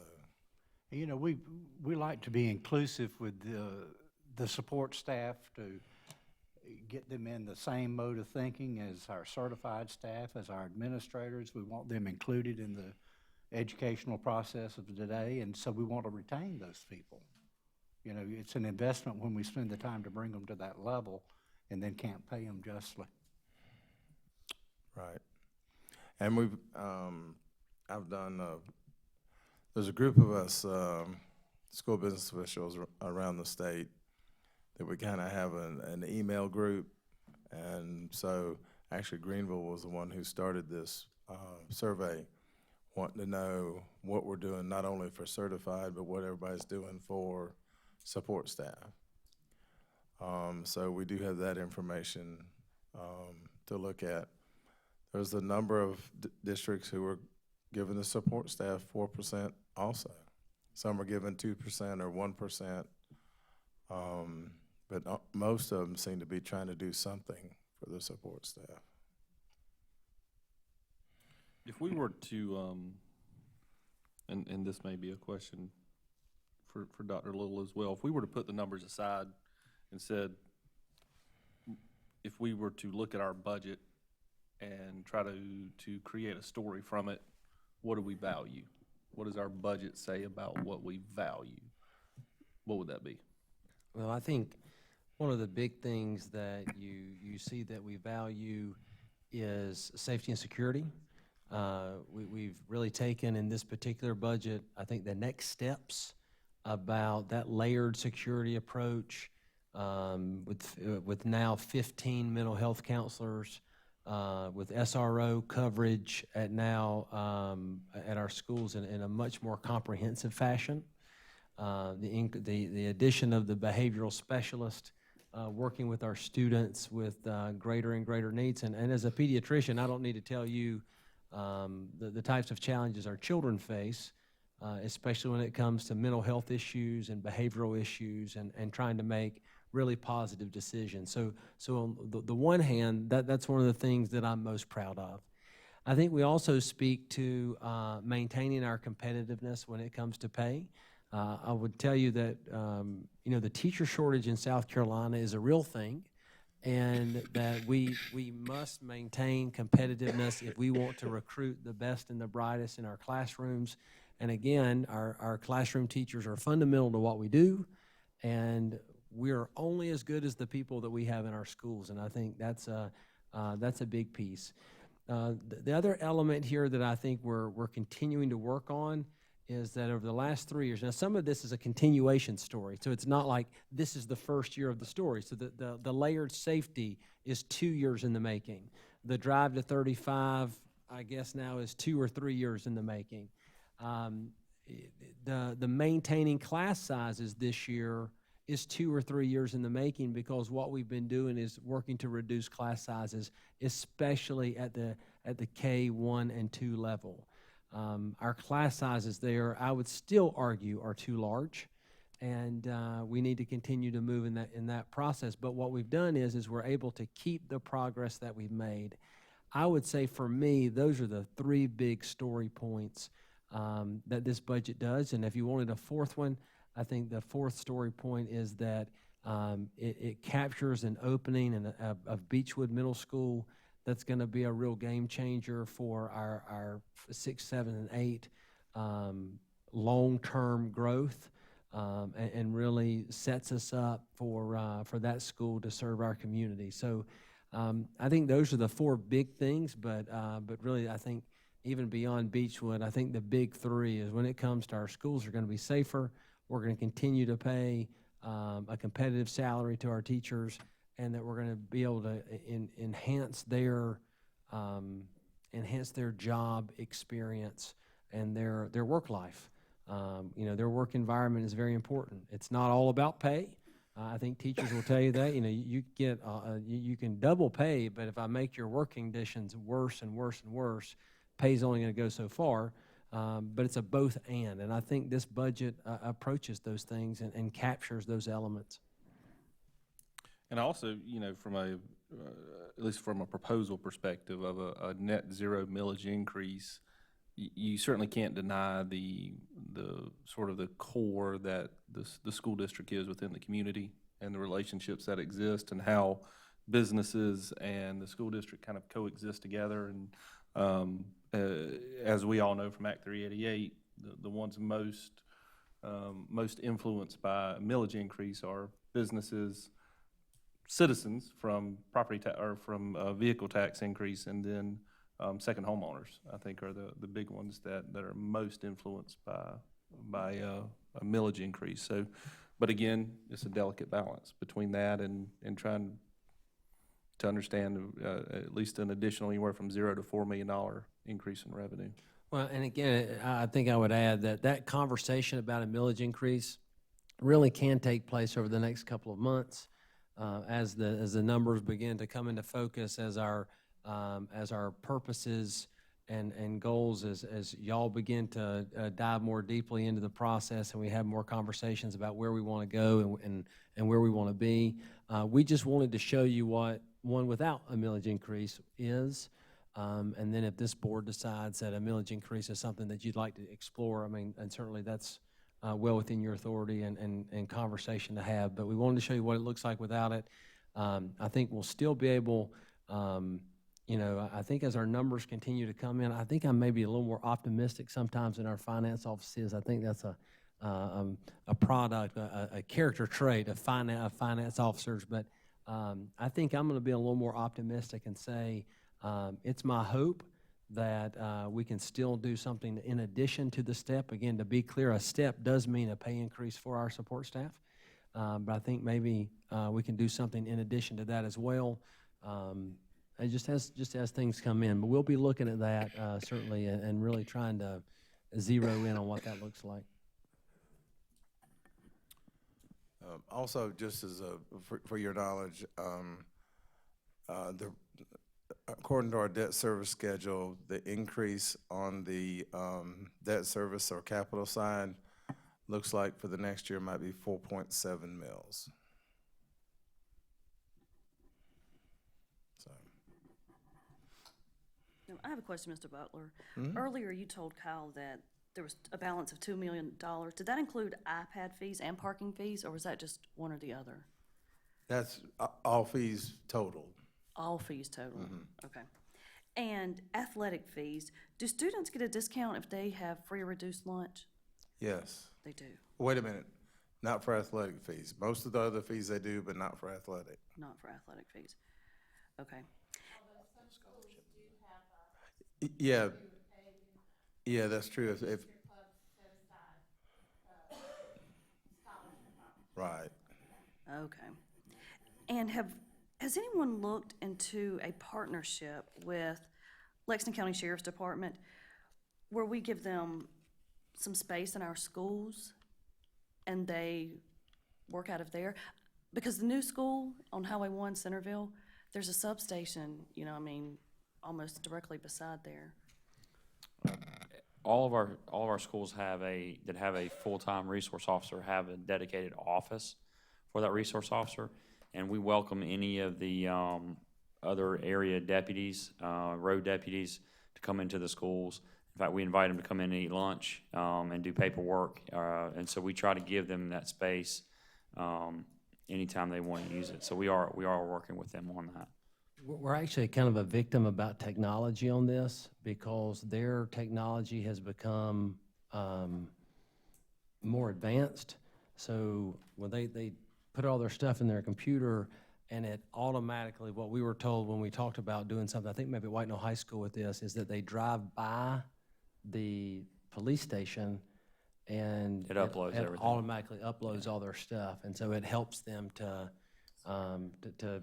be out there and driving out. So, I mean, And they're also not doing, the policing has changed, so they're not doing a lot of their paperwork, if you will, back in an office. They're doing it all right there in the car, in a computer that's integrated into the car. So, but we certainly do everything we can to encourage them to come into our buildings.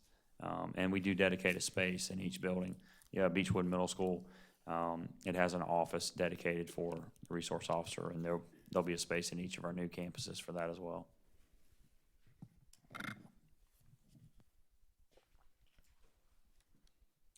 okay. All right. Thank you, Mr. Butler. We're moving along. Dr. Talley? Thank you, Dr. Little, Madam Chair, members of the board. The hour's late, so I'll try to be brief. Tonight I am bringing. This is too important. Don't take your Okay. time and do Thank it you. well, Thank because you. we get so many questions on this. Well, tonight I'm bringing you for first reading a proposed 2020-21 district academic calendar. And I would be remiss if I didn't begin by thanking the District Calendar Committee, made up of principals, assistant principals, teachers, parents, and central services staff. We have met 3 times, and we feel really good about this proposed calendar. I do want to give a shout out to River Bluff High School teacher Karen Ray, who served on the calendar committee. And when we had a conversation about surveying our parents, Ms. Ray teaches AP Probability and Statistics at River Bluff. And Dr. Phillips is on the calendar committee as well. And so she approached him and she said, would you come out and meet with my class and work with my students to design questions for the survey? So I think that's really neat. So Dr. Phillips did that. He brushed his teaching skills up. He went out. He was worried the students were going to be smarter than he was. They were not. And they designed questions for our survey. Was that his report? I'm sorry? No, they weren't. It was really, it was neat. It was just very, very neat. It's a real-world application for those students. They were excited about the project. So having now gotten input from students, rising 10th and 11th graders, all of our employees, and all of our parents, we've taken that input and we've considered that input, and that's what you see in front of you tonight. I do want to point out a few points to this calendar that I think make it a good calendar. This calendar, if you'll notice, has weather makeup days in both semesters. We've tossed that around a lot. Those weather makeup days are November 2nd, February 15th, and April 2nd. I'm looking at Mr. Salters because he and I have this conversation all the time. There's debates on both sides of the aisle regarding whether you should have a weather makeup day in first semester. We cannot predict the weather. And just because historically we've had bad weather first semester doesn't mean we are going to in this year. But anyway, in that calendar, you will note that. You'll also note that there's a parent-teacher conference. Overwhelmingly, parents and teachers want a parent-teacher conference in the calendar. And in this calendar, that's October the 9th.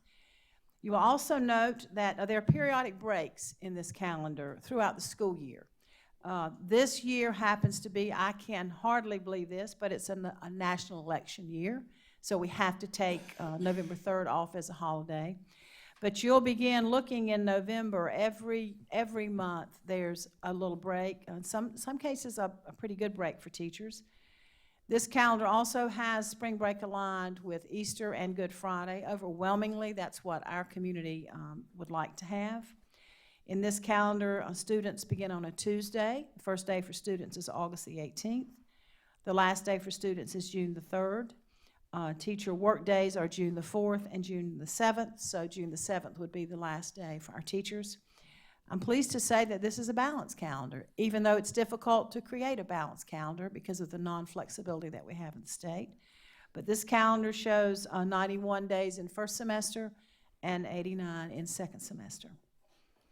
Be happy to answer any questions. I would ask you to please look at the calendar thoroughly over the next month. If you have any questions for me, please email me, call me. Bring your questions back next month because I'll be asking for a vote on this calendar or changes to the calendar for next month. If say, we wanted to take the weather makeup day off of first semester and move it back to second or move it over to second, do you have a proposed date that y'all discussed before you moved it?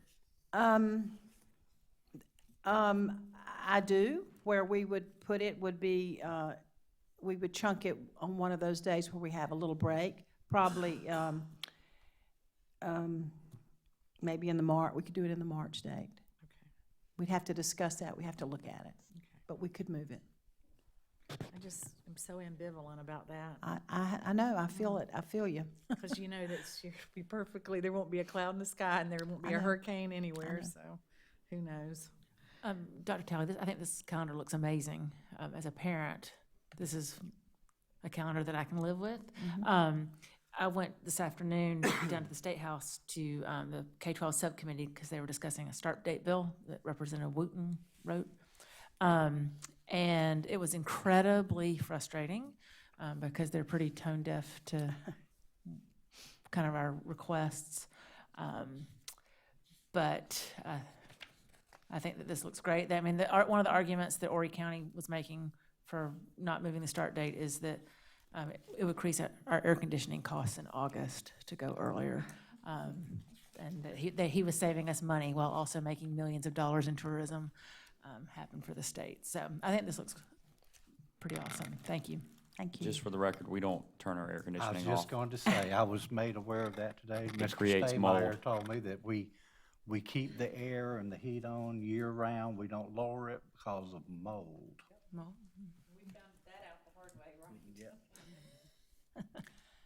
I just appreciate, I think Dr. Little has testified in the House regarding the non-flexibility the districts are had, and I just appreciate his advocacy and the board's advocacy. It would make building a calendar so much easier, honestly, if we had more flexibility.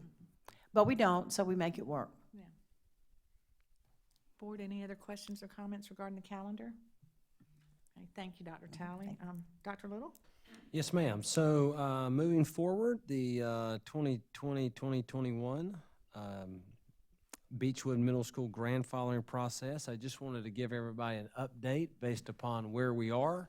Mr. Caldwell, I know that was part of the rezoning process. So, Mr. Caldwell, I think you have an update for us today. I do. Thank you, Dr. Little and Madam Chair, members of the board. Immediately after the new attendance lines were approved for Beechwood, we began the grandfathering process. And as a reminder, that is the current 7th graders of a school, the rising 8th graders of a school that are affected by the rezoning have an option to remain at their current school. During this process, we found that there were 187 students, 7th grade students from Pleasant Hill that had been rezoned. Out of those 187, 38, or about 20%, chose to grandfather to stay at Pleasant Hill. 100 students were from Lexington Middle School, 7th graders were rezoned to Beechwood, and 14 of those chose to stay at Lexington Middle. So out of 287 students that were rezoned to Beechwood, rising 8th graders, 52 remain, so that's about 18% of the students who could have remained at their current school chose to do so.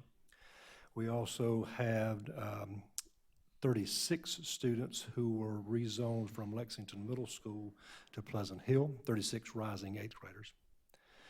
Of those, 13 elected to stay at Lexington Middle School. So when it's all said and done, Pleasant Hill Middle School had a net gain of 25. They gained some by not going to Beechwood, but they lost some by staying at Lexington Middle School. It was a net gain of 25. Lexington Middle had a net gain of 27, and Beechwood actually had a net loss of 52.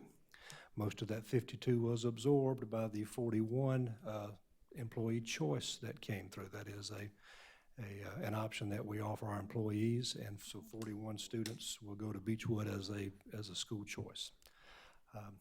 That's the update. I'll be glad to answer any questions that you may have. Mr. Caldwell, how many people went in the lottery? I have heard a little bit in the community where some people went into the lottery to get into Beechwood and that they did not make the lottery. So how many students did we have apply for the lottery and how many were awarded? We did have school choice on 11 sites.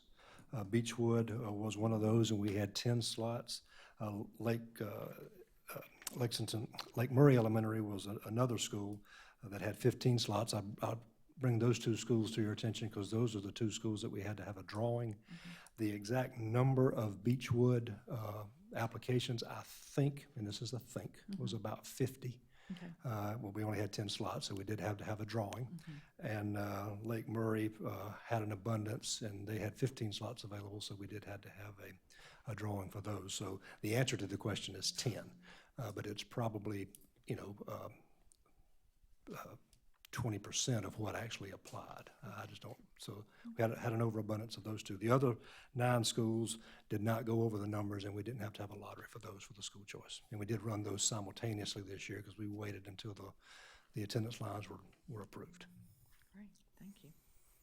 Okay. Anything else, Dr. Little? That's all I got. Okay. 12.0 are items for board information. That's for information only. And I just want to say it's been an absolutely wonderful 2 weeks. We had our Teacher of the Year. Want to thank Communications for putting that on. And we want to congratulate Miss Jenny King from New Providence Elementary. She's just everything we want one of our teachers to be. And so we're so proud to name her as our Teacher of the Year for Lexington School District 1. The board visited Carolina Springs Elementary Friday, and that was an absolutely wonderful visit. Thank you, Dr. Talley and Mr. Bowers, for setting that up. That was a tremendous visit. And then this morning, your board might look a little droopy. We were in Pillion at 8 o'clock this morning for the groundbreaking for the relocation of Pillion Middle, and Randy Cooper, who's SIC chair, was right there with us. That was a great moment. And then we zipped over to Gilbert and we did the groundbreaking for Centerville Elementary, which now has a name. I want to thank Mr. Salters and his staff for coordinating all of that. It's just been an exciting 2 weeks in the life of Lexington School District 1 and your board. At this time, it is 13.0. It's adjourn. Do I have a motion to adjourn? So moved. Thank you, Mr. Anderson. Do I have a second? Thank you, Mr. Oswald. You finally got one in, didn't you? Yeah, all in favor, please stand up, and thank you so much for attending tonight.